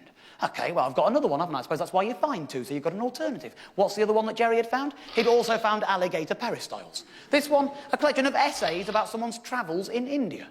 But it doesn't say whose essays. It doesn't say where they live. They could be anyone. They could be American, English, they could be Australian, they could be Indian, for all I know. There are no clues on this website. I was infuriated. I got 5 in a row without lifting a finger. The moment I actually physically tried to make this happen for myself, I get 2 dead ends. I don't like that. I don't like that at all. No, you get in my way, I get even more determined to go through you. That's my nature. I thought, I know. I'll have a look at the loose ends. I'll have a look at laser pedestrianised. I'll have a look at bamboozled panfish. If I can get one of them to come good for me, I'm going round the obstacle, aren't I? Bamboozled panfish, 5 in a row, and I'm going round the obstacle. Let's see what I can do. I looked at every single one of these. Every single one of these turned out to be a dead end for one reason or another, apart from rarebit nutters. That one turned out to be a bunch of mini drivers in Wales. In particular, in Llandulus in North Wales, 235 miles from home. Now, they didn't actually write back to my email saying, yes, do come and meet us. They didn't have to, though, because their website told me where they were. They have public meetings. I am a member of the public. I can attend a public meeting. I've got a car. It's not a Mini, but it'll do. I got in that car. I made that drive. I'm very glad I did, because in Llandulus, I met Kelvin, who's one of the rarebit nutters. From there, I travelled all the way to Columbus, Ohio, again, where I met Ken Fussichan, also known as Bushranger Doublespeak. From there, I travelled on to Seattle, where I met Tom and Lisa, also known as Hippocampi Wallpaper. From there, all the way back to London, where I met Tritomella, also known as Bibliophilic Sandwiched. And from there, all the way to San Diego, Dwayne T. Gish, also known as Dripstone Ingalls. From there, all the way to Holland, Nina Adams, also known as Verandas Plectrums. And from there, all the way back to to LA, where I met Wendy Mogul, also known as psychosomatic rambunctiousness. From there, all the way to Austin, Texas, Byron Reese, also known as pomegranate filibusters, and I'll wager that that is the most expensive 20 seconds of a one-man show you've ever fucking seen. What I've done there is an awful lot of travelling. What I've done there in little under 2 weeks is 29,408 miles. In doing all that travelling, I've met several Googlewhacks. 8 of them you might have been counting. You might well be sitting in your chairs now thinking, come on, Dave, 8 in a row, you're nearly there, 2 more, come on. And you would be wrong to think that. Because yes, I'd met 8, but no, they weren't all connected to each other in one long line. They were 2 different chains. In Wales, I met the Rarebit Nutters. They found me 2 Googlewhacks, both of whom agreed to meet me. I followed both of those chains. One chain went to 4 in a row, one chain went to 5 in a row, and there they both died. The 4 in a row died with Dripstone Ningles in the top corner for you there. A man called Dwayne T. Gish, there he is for you there. 81 years of age, Dwayne T. Gish. He didn't actually write back to me. His secretary did, saying Dr. Gish will be happy to meet you. On that basis alone, I got on a plane, I flew all the way from London to San Diego, got a tram from San Diego out to the suburb of Santee, where Dr. Gish came to pick me up in his car and take me back to the office. Here I am with Dr. Gish inside that office, here I am outside the office, the Institute for Creation Research. Creationism, quite a well-known point of view in America, not very well known in this country, I find, so I feel the need to explain it for anyone who might not have heard of it. Creationists believe that evolution does not happen, has never happened, and is never going to happen. They believe that everything on this earth, us, animals, plants, were all created by a supreme being that may or may not be God. They believe, most of them, that the Bible is a literal text. They therefore believe that every single one of us is a descendant of Adam and Eve, none of us have evolved from monkeys. Most of them believe that the world is only 6,000 years old, not billions of years old, as those pesky scientists would have us believe, with their evidence. Now, I happen to believe that this is a load of nonsense. I believe it is dogmatic, wrong-headed poppycock. I think it is cock of the poppiest variety. But that's okay, I don't mind. I'm sure if you examine my beliefs, you will find some poppycock. If you examine my friends' beliefs, you'll find the same. That's okay, you can believe in any old kind of poppycock you want to, so long as you're nice to each other. That's all I care about. All I wanted was for this man to find me some Googlewhacks. Sadly, his secretary had neglected to pass on the Googlewhacking nature of my inquiry. As far as Dr. Gish was concerned, I was there to learn more about creationism. He's 81 years of age. He's never met anyone, I don't think, who didn't want to know more about it. So I think, well, fine, I'll go along with it. I can't dissuade him at his years, can I? Fine, I'll go along. I'll be a good student. I'll nod. I'll agree. I'll go with it. And when he thinks I'm his friend, then I'll skillfully segue the conversation into Googlewhacking. We both go away from the encounter with what we wanted. No harm done. So I let him talk. He is brilliant. He's witty and warm and wise and friendly and welcoming and knowledgeable and educated and erudite and almost always wrong. In my opinion. He's written loads of books. He gave me a few books to take away. I wish I could talk to you for hours about any of these. They're all aimed at different markets. They all say basically the same thing. This one's my favourite, this one. It's actually not really a book, it's a pamphlet. I suppose that's why it's my favourite. There's less of it, really. It's aimed at students, high school and university students. It's actually a cartoon. Not only did he write this cartoon, he stars in this cartoon. How beautiful is this? And now I'd like to introduce our guest speaker of the evening, Dr. Dwayne T. Gish. And there he is again and again and again in all these pictures. Does anything strike you as odd about these pictures? Can I remind you that this is what he looks like? He appears to have cast Ben Affleck as himself in this cartoon. This is what this should look like here. Now I'd like to introduce our guest speaker of the evening, Dr. Dwayne T. Gish. That's what that should look like. This is preposterous, but I like him because he's preposterous. Preposterous people are very good company as far as I'm concerned. I was having a wonderful time with this man. But the truth is, I did grow to dislike him, and I think that's an interesting thing for this story. He is the only person in this story that I genuinely ended up, I can't say that I liked. And I should explain the reasons. I didn't dislike him because he's a creationist. In fact, somebody else that I met on this journey is also a creationist, and we got on like a house on fire. It isn't that. I'll explain. He was trying to explain creationism to me, and he suddenly quoted the second law of thermodynamics. Now, for an odd reason involving a deceased musical double act and a great physics teacher, I happen to know the second law of thermodynamics. And Dr. Gish didn't say all of it. He only said a part of it. And then he said that the second law of thermodynamics means that evolution is not possible. And that's not true. And I think with his qualifications, he's got a very good degree in biochemistry from a very good university in the States. He knows his science. He's a real scientist. I think that's wrong of him to only quote part of the law and use it to say something which I don't believe is true. Now, I'll tell you what he said. This is the second law of thermodynamics. I know you came for a night at the theatre and not a science lesson. I'm not going to tell you what that means. What I am going to tell you is that that is the version of the law that Dr. Gish told me. Now, you might think that those 4 words can't possibly be important, but in that version of the law, evolution is impossible, and in this version, it's not. I think that's important. I think that's wrong of him to do that. I didn't like him for doing that. And to begin with, I thought, well, he's just a slip of the tongue. He's an old man. He didn't know what he was saying. He's forgotten a bit. I'm not really following the science. And then I turned the page of this pamphlet and saw it there. That is not, as far as I understand it, the real version of the second law of thermodynamics. If it is, it's certainly a very twisted definition of that. It's not fair of him to do that. And I'd like to tell you that this is the reason I didn't like this man, because I believe that to be a good reason for not liking that man. But the truth, ladies and gentlemen, the real reason I didn't like that man, is because he didn't find me any sodding Googlewhacked. He couldn't do it. It was not possible. I tried to explain it to him, I really did, but he's an 81-year-old man. I don't think he really knows what the internet is. I couldn't persuade him to come with me to the computer. It was impossible. I don't know, imagine trying to telephone your grandmother and over the telephone explain to your grandmother how to set the video recorder if you knew that she didn't have a video recorder, but she did have a cake. That is how difficult a message this was to convey. After an hour of trying and failing, I had no choice but to walk away, defeated, knowing that chain died there and then, and there was nothing I could do to revive it.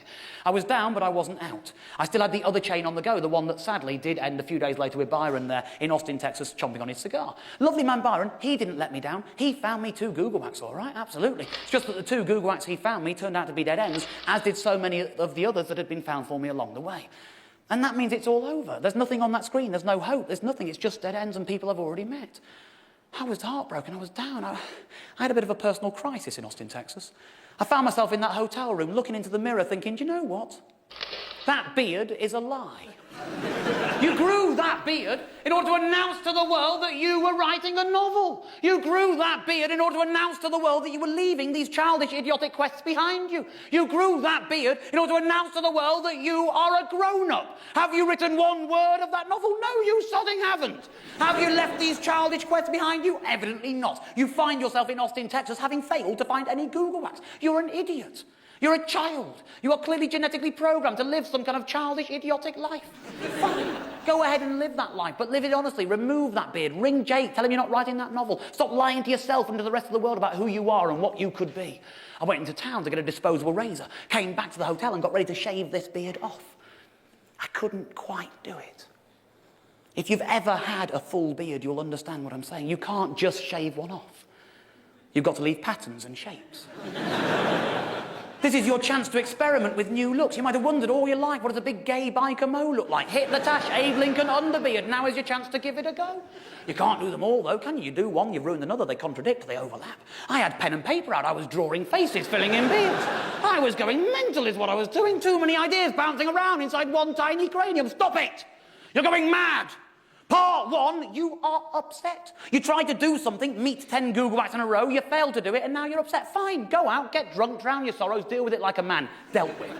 Part 2, in your upset, you've discovered that this is a lie. You're not who you want to be. Fine, ring Jake, remove the beard, deal with all of that, but do it tomorrow when you're no longer upset. Go and get the drink, go and get that out of your head, deal with it. Into town I go. Austin, Texas, bit of a party town. 6th Street, Austin, the party street. Every building on that street appears to be a bar as far as I can tell. I walk up to the first bar, bouncer steps in my way. Where do you think you're going? Just coming for a quiet drink. Where's your picture ID? I don't carry picture ID, I'm British, we don't really need it at home. Why do I need picture ID? You might not be 21. Look at me, look at my grizzled, gnarled, bearded, 31-year-old face. Use your common sense. I haven't got any common sense. Of course you haven't. You're a bouncer and you're American. Right, fine, cool. I tried every single bar on that street. Not one of them would let me come in without picture ID. I was going mad. And then I realised I have got some ID, haven't I? Back at my hotel, I've got my passport, haven't I? That's official ID. That'll do the job. Back to the hotel I go, get the passport and come out to get drunk. You probably know me well enough by now, ladies and gentlemen, to work out for yourselves that it's not necessarily wise for me to get drunk while in possession of my passport. If I get drunk in possession of my passport, I don't always know which hemisphere I'm going to wake up in. Imagine the joy in my heart when I woke up the next morning in Austin, Texas, in my own hotel room and everything. Oh, I was delighted. I skipped out of bed. I thought, oh, that's a very strange hangover you've got this morning. My head is okay. My stomach? Well, it's turning, but it's not the fast cycle. That's okay. Most of this hangover appears to be in my arm. I've never had a hangover in my arm before. I need to investigate that, don't I?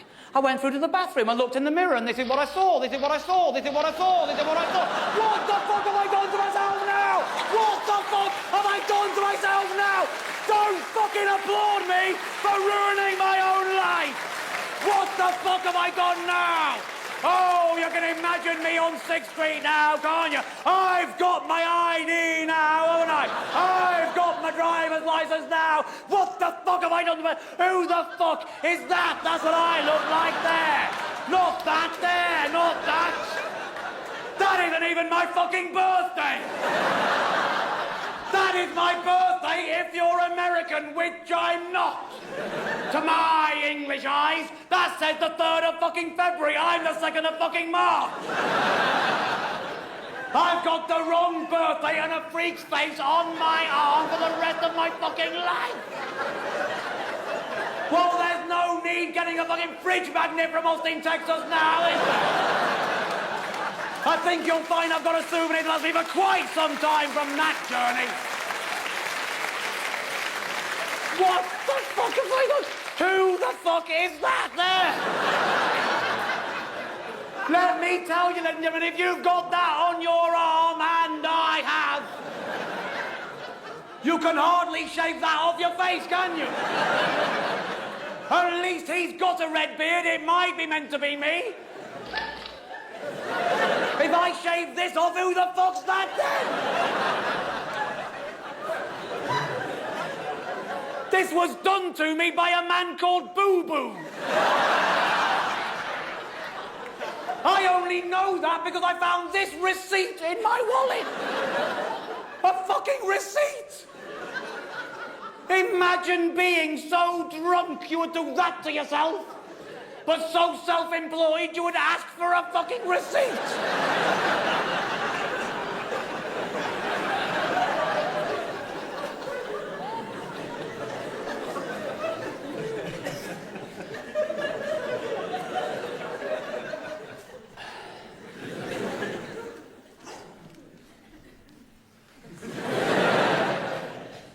A receipt?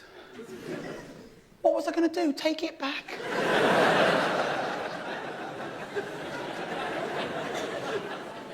I've ruined my life. I've trapped myself in my beard for the rest of my life. I can't ring Jacob now and tell him I'm not this man. I've got to be this man for the rest of my life. I couldn't go back home. I couldn't go home and say to my friends, this is what I've done with the month of January. I couldn't go home and tell people what I'd done because that would involve telling me what I'd done, and I couldn't really face what I'd done to my own life. I couldn't stay in Austin, Texas. That place is trouble. I didn't know what to do. I just wanted to run away and hide and cry and think and not be me and not be living that life there and then. I didn't know what to do.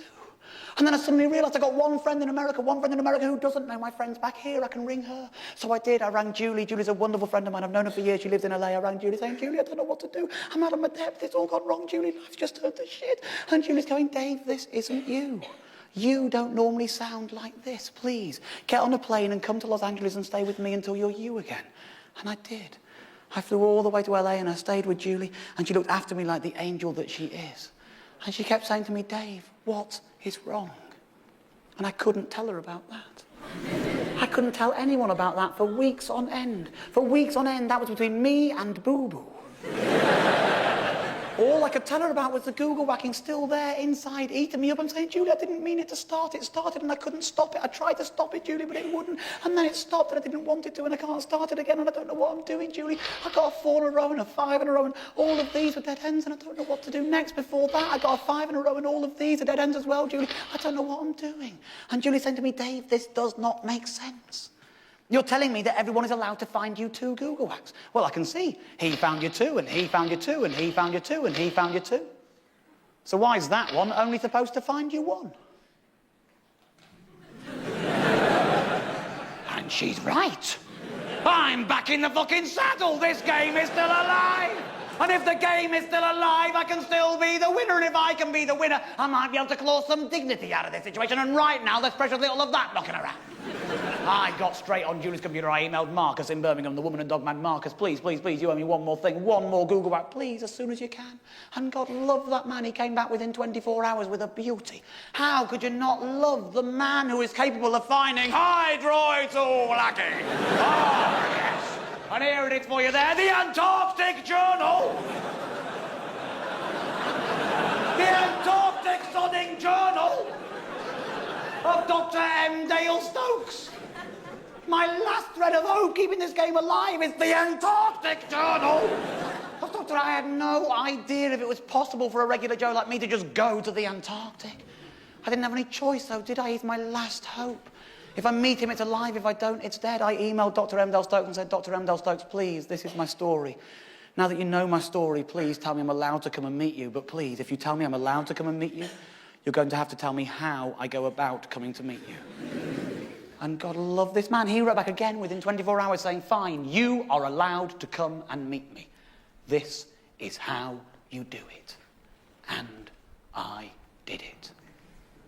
I travelled all the way from LA, where I was staying with Julie, all the way to San Diego, where he now lives and works at the university. There he is. He's a wonderful man. I went by train as it goes. Lovely fella. Sat me down, made me a drink, said, so, Dave, you enjoying San Diego? I said, I am, Dale. It's a lovely town. He said, you've been here before, Dave? I said, you know what? I was here about a week ago. He went, no, really? What were you doing? I said, I was meeting another Googlewhack. No, really? What was he like? Bit weird, to be honest. He was an 81-year-old creationist. No, really? God, I expect he was one of Dr. Gish's lot.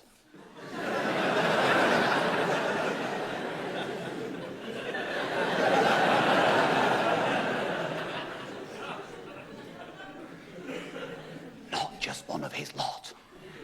It was Dr. Gish. You've met Dr. Gish? Yes, what's he like? He wears a wig. Really fantastic. Dale got so excited. He hates Dr. Gish. Oh, when I was a student, I wanted to go and trash that man's museum. He's a nasty piece of work. I should have done it when I was a kid. I can't do it now. I'm an academic. It's against the rules. Oh, you're going to love this. Come with me, come with me. We ran to Dale's office. In his office, in a filing cabinet, for reasons I don't quite understand, he's kept every essay he's ever written in his academic career. He's now a doctor. He went into this cabinet. He came out with it 2 minutes later. An essay he'd written 15 years earlier. This essay here, Analysis of a Creationist Pamphlet and Evidence for Evolution by Dale Stokes, third-year biology homework. I started reading that essay.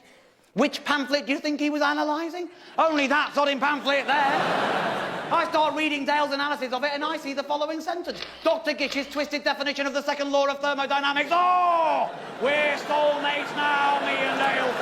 Oh, united. United by a common enemy now, me and Dale. Absolutely, we both hate Dr. Gish.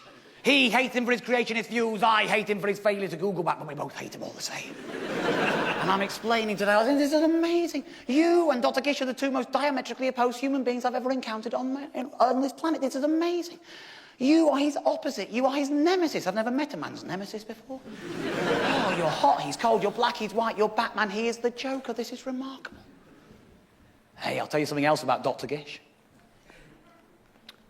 He could not Googlewhack.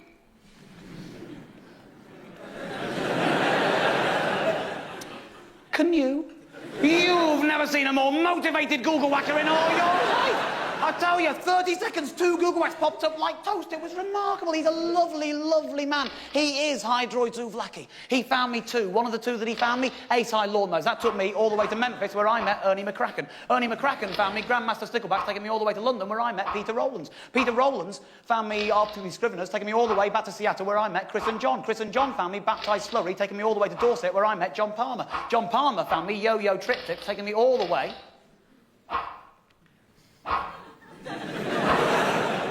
to China, where I met Robert Burnell, who found me Langus nasturtium and Langur dandelions. That is a very good run. That is 7 in a row and 2 potential number 8s. 2 potential number 8s leads to 4 potential number 9s, leads to 8 potential number 10s. Surely I've got a good chance of winning with 8 potential number 10s. But to have all of that potential, I need the two number 8s to come good first. I wanted them both. I looked them both up with a fire in my belly. Langer's nasturtium went through to a woman called Kathy Burkholder. She wrote back to me saying, fine, if you want to come and meet me, I live in LA, I never leave, so if you come over here, I'll meet you. If you don't, I won't. Simple. Easy for me to do. Plane journey, I've proved that much already. But I wanted them both. I looked up the other one, Langor Dandelions, led to a website about a TV show. A TV show called The Living Edens, Bhutan, Land of the Thunder Dragon, made for the PBS network in America. Who's responsible for this Googlewhacked existing? Well, written and produced by a man called Harry Marshall.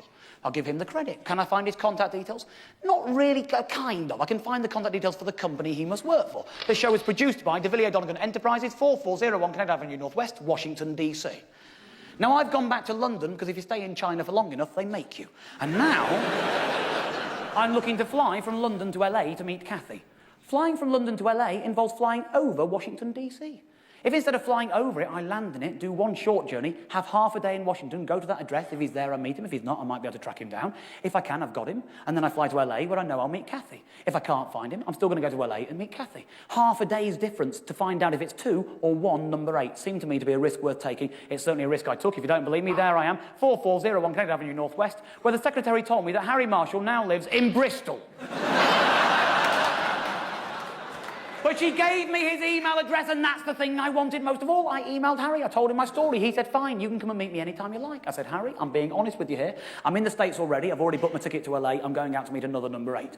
I think it's most sensible if I pursue that chain all the way to 10 if I can. If it falls apart before I get to 10, can I come back to you and meet you at a later date? He said, not a problem. I'm on the bench. I was happy with that. So off I go to LA. Don't believe me, there I am in LA. There's Kathy Burkholder. She got me pie and uppercuts. That took me all the way to Chicago. There I am in Chicago. There's John F. Cushai. That put me within spitting distance of victory. I needed to meet one of the 2 that John found me. I thought it's just simple. Number 10 should be the easiest one to meet. Numbers 1 through 9, you don't just have to meet them, you have to persuade them to Googlewhacked, so they have to want to meet you. Number 10, you don't have to do anything other than meet them. It's over the minute you shake their hand. Even if they write back to me saying, no, I don't want to meet you, please don't come and meet me, if I know where they live... All I've got to do is go to their front door, ring the doorbell, shake their hand and run away into the bushes declaring myself the winner. That's okay. I thought I'm home and dry. John found me too. I thought it's bound to come good, surely. I got all the way to the brink of victory, only to meet defeat. But there, on the bench in Bristol, Harry Marshall, Langor Dandelions, that's where I'm heading next. There I am in Bristol. There is Harry Marshall. He found me spendthrift Glaswegians. That took me all the way to Edinburgh. There I am in Edinburgh. There's Eric Laurier, once again, the brink of victory. And Eric really understood exactly how important this was. He said to me, Dave, am I right? You need to meet one of the 2 Googlewhacks that I find? I said, yes. He said, you need to do this before your 32nd birthday. I said, yes. He said, when is your 32nd birthday? I said, not the 3rd of fucking February.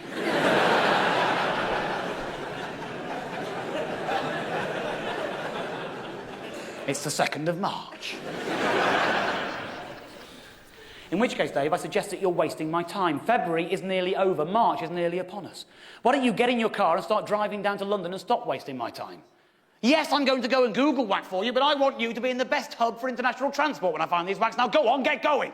So I did. I got in the car, I started driving down the country. Halfway down the country, my mobile phone rang. I looked at the screen, I knew it was Eric. I pulled over and took that call. I had to, it was an emergency. Eric, it's Dave, please tell me you've got the Googlewhacked. Of course I have. Have you got a pen? Of course I have. Give me the Googlewhacked. What have you got? He'd found 2 absolute pearls. How could you not be happy? Spatula denouement and trimarans crimps. I looked them both up. The first one I looked up, spatula denouement, because I thought it'd be a lovely denouement to my story. And it would have been as well. Had it not been a Japanese page with no contact details on it whatsoever. It was useless. It was doing nothing except ruining the lives of fucking Googlewhackers. That's all that was doing. It was a dead end. But that one... Oh, that one filled my heart with joy. Trimaran Scripts led me to the Marine Store Chandlery in Malden in Essex, a 41-mile drive from home, after everything I'd put myself through. In January and February of 2003, I travelled 71,014 miles. In the first 8 weeks of 2003, I spent more than 1 week in a plane.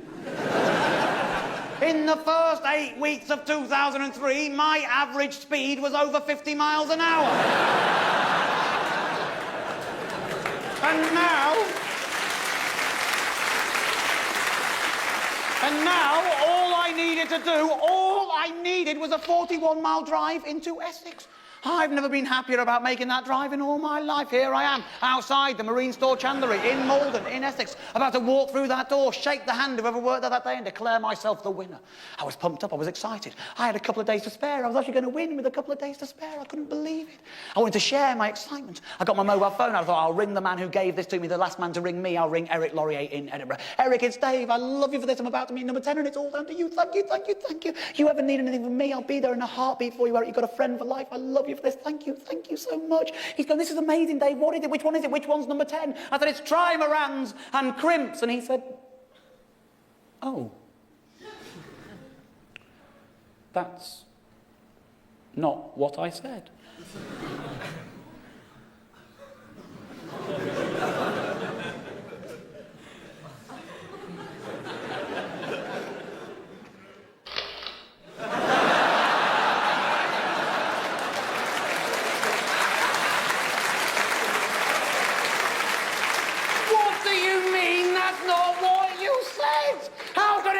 What you said when it is a fucking Google whack. I put the two words in a press search, you got one hit. You don't trip over them in the street, or you don't drop them behind you like confetti. What do you mean it's not a Google whack? It is a Google whack. It must be what you said. He said, Dave, I'm being honest. I didn't say trimaran scrimps. I said trimaran scrimps. And he had. It was a sudden Google whack. au.geocities.com. I wish I was a minnow. Well, you don't need many clues from me to work out what country that's in, do you? It's in Australia, isn't it? Obviously enough. Here's the website for you there. So, what's this site all about? Well, it's my chance to really work out who I am. Do I want to be A, a straight man with a steady girlfriend, B, a shy voyeur on the fringes of the gay club scene, or C, a minnow? It's a tricky little conundrum in this modern day and age, isn't it? This is a man who lives and works in Sydney. He works in the financial district of Sydney, and at the end of his working day, he goes home to his girlfriend who he lives with and who he loves. His girlfriend knows nothing about this, but once every couple of months, he goes out cruising on the gay club scene. His gay friends know nothing about his straight life. His straight friends know nothing about his gay life. He keeps the two entirely separate. It is only here in his website, that he is honest with the world. He's anonymous, but he says to the world, this is the man that I am. This is the life that I lead. Please tell me what you think of me. And to help you tell him what you think of him, he provides an email address at the foot of the page. You can see it there and even more clearly there. I had an email address that I knew worked, a website that I knew was current, and a city I could point to on an atlas. I still had time to get there. I could still do this. I sat down, I wrote that man an email. But as I wrote that man an email, I knew one thing above all others. I did not have time to wait for his reply. Travelling from London to Sydney takes a day. I didn't have a day to spare in my schedule. If I waited a day and he wrote back to me saying, yes, I'd love you to come and meet me, I still couldn't get there until March the 2nd. On March the 2nd, I will be 32. That's too late. The challenge was to do this before I was 32. March the 1st is the deadline. Well, I'm still 31. That's the only chance I've got. And the only chance I've got to get in there is to fly blind, not knowing if he will agree to meet me or not. I've got no choice. It's a no-brainer. If I wait, I've lost. If I go now, I have a chance. Into my car I get to the airport. In Heathrow Airport, in a little internet kiosk, I book myself into a cheap little hotel in Sydney, committing myself to the task. Then I surf into my bank account, see the amount of money I've got left. I know exactly what the contract said. I knew I haven't written one word of this novel. I know how much money Jake had given me. I know what the deadlines mean. I know that I now owe Jake every single penny of this money back. Legally, morally, contractually, completely and utterly correctly, and without complaint, I now owe Jake all of this money back. But I found myself in that airport staring at that bank account, seeing the small amount of money propping me up in life that day, and I found myself in that airport thinking, fuck it! I am Thelma and Louise driving off that cliff. I am Butch and Sundance going out all guns blazing. I am David James fucking Gorman, and I am going business class. And that's what I did. I flew all the way from London to Sydney, and there I go. And there I sodding land, and if you don't believe me, here are my boarding cards, as you can see. I left Heathrow for Kuala Lumpur on the 27th of February of that year. I landed in Kuala Lumpur and took off on the 28th of February of that year. I landed in Sydney, Australia at 10:30 p.m. on the 28th of February. 25 and a half hours left with which I had to meet my man. 25 and a half hours left.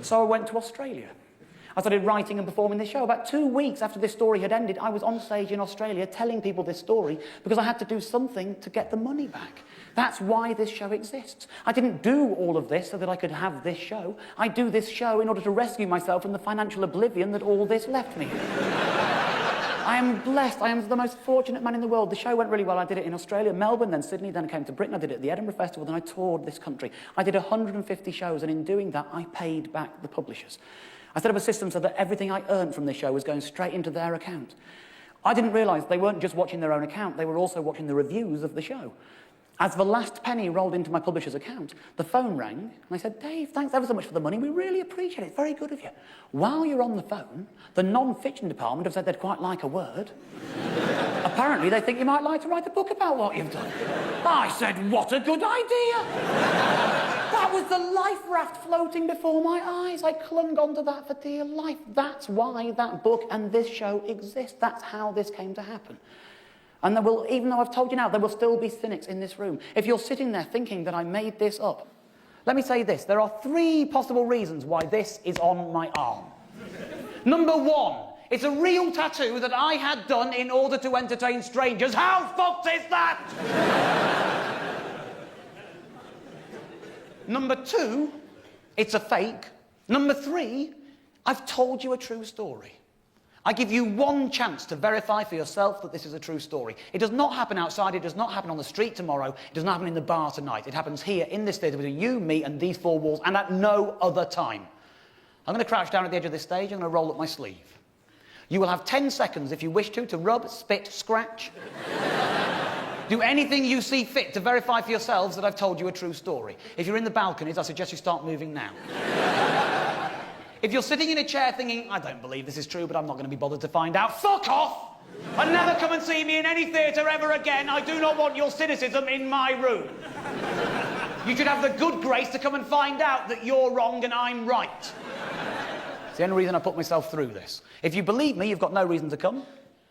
If you don't, it is entirely up to you to take the option. Your 10 seconds. Oh, having a discussion about it, are we, on the 3rd row? Oh, how cynical are we today? Are we cynical enough to move 8 yards? Is that what you're fucking doing? Is that what you're doing? Do you want to have a fucking closer look at it? Would you like to have a look at it? Have a fucking look at it. Go on then, have a look. Too lazy to do this.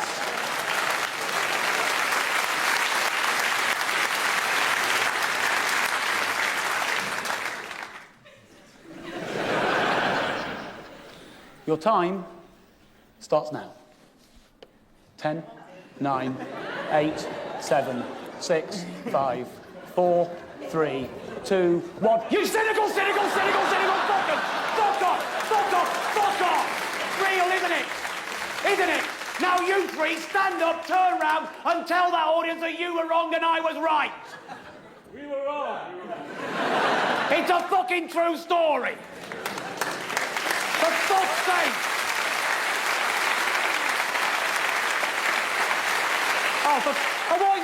You're trying to work out whether you're allowed to fucking film it now, are you, Mr. fucking cameraman?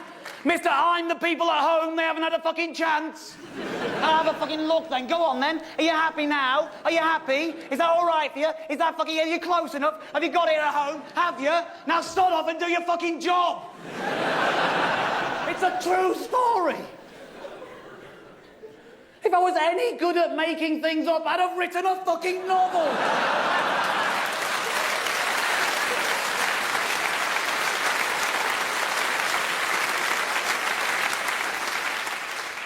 Please believe me when I tell you this was the worst day of my sodding life. I woke up the morning after this, it was my birthday.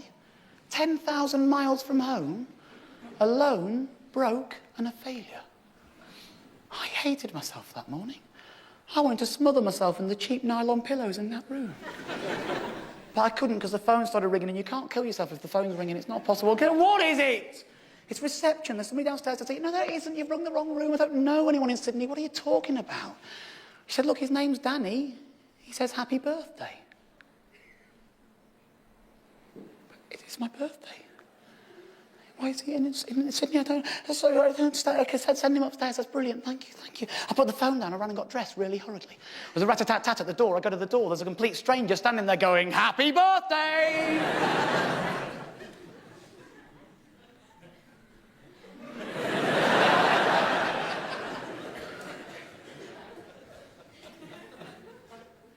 Thank you.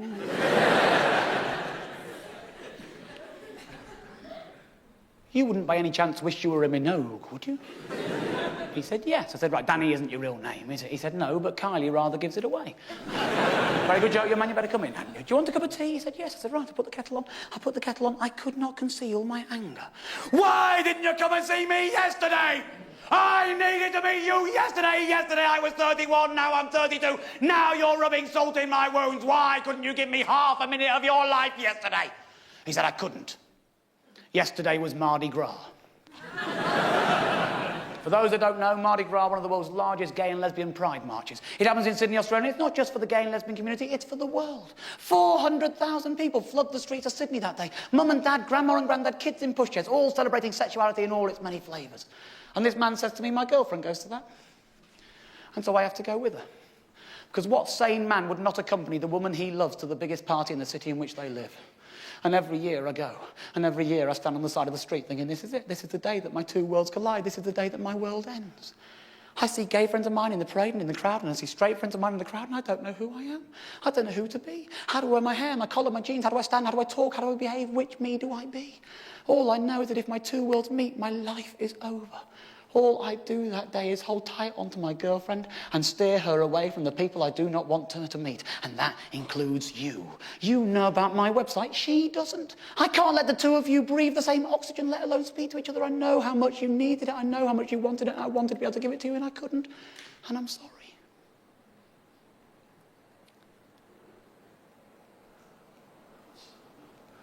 No.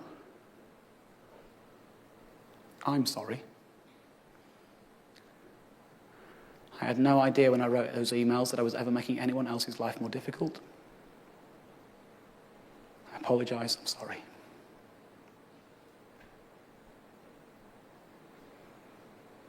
But why the fuck have you come to tell me that now? I don't need to know that now, do I? My life is ruined this morning. I've thrown it all away. And the last thing I need to be told is I made somebody else's life more difficult while fucking up my own. He said, fine. I came to say thank you as it goes. My website says, tell me what you think of me. I need to know what other people think of me because I don't know what I think of me. And you ignored all that, didn't you? All you ever did was write to me saying, can you come and meet me to play your own stupid, poxy-sotting little game? I need to know what other people think. And then last night, from nowhere, you summoned up an opinion. You had the guts to tell me what you think. Not many do. I'm in town this morning. I thought I'm by myself. I'll go and say thank you. I know where he is. So here I am this morning, saying happy birthday, David Gorman, and thank you for having the guts for telling me exactly what you think of me, because I had. When I read no sorry,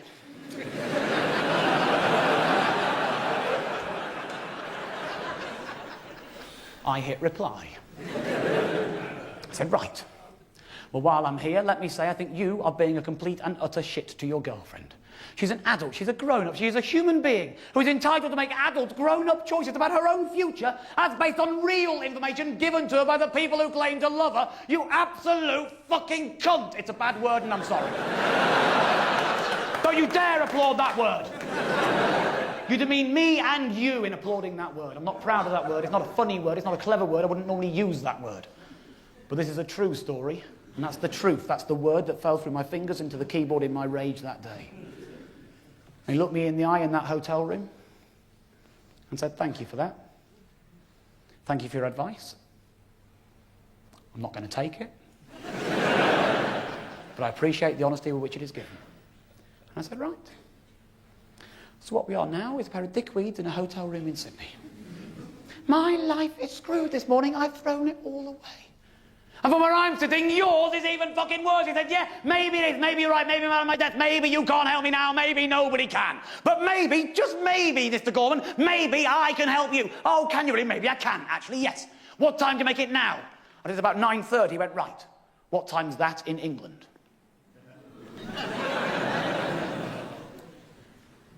10:30 yesterday.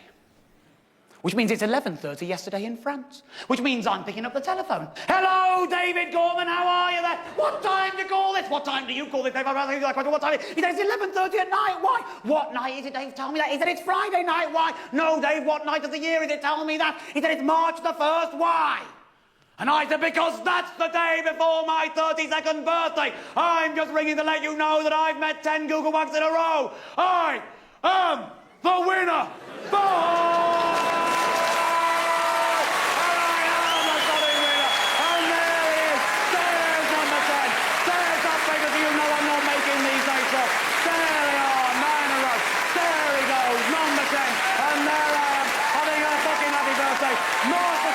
Sydney, Australia, 2003. Ladies and gentlemen, thank you for watching the Googlewhacked. See you again sometime.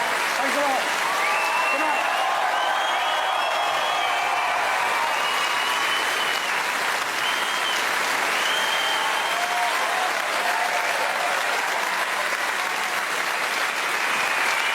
Thanks for coming.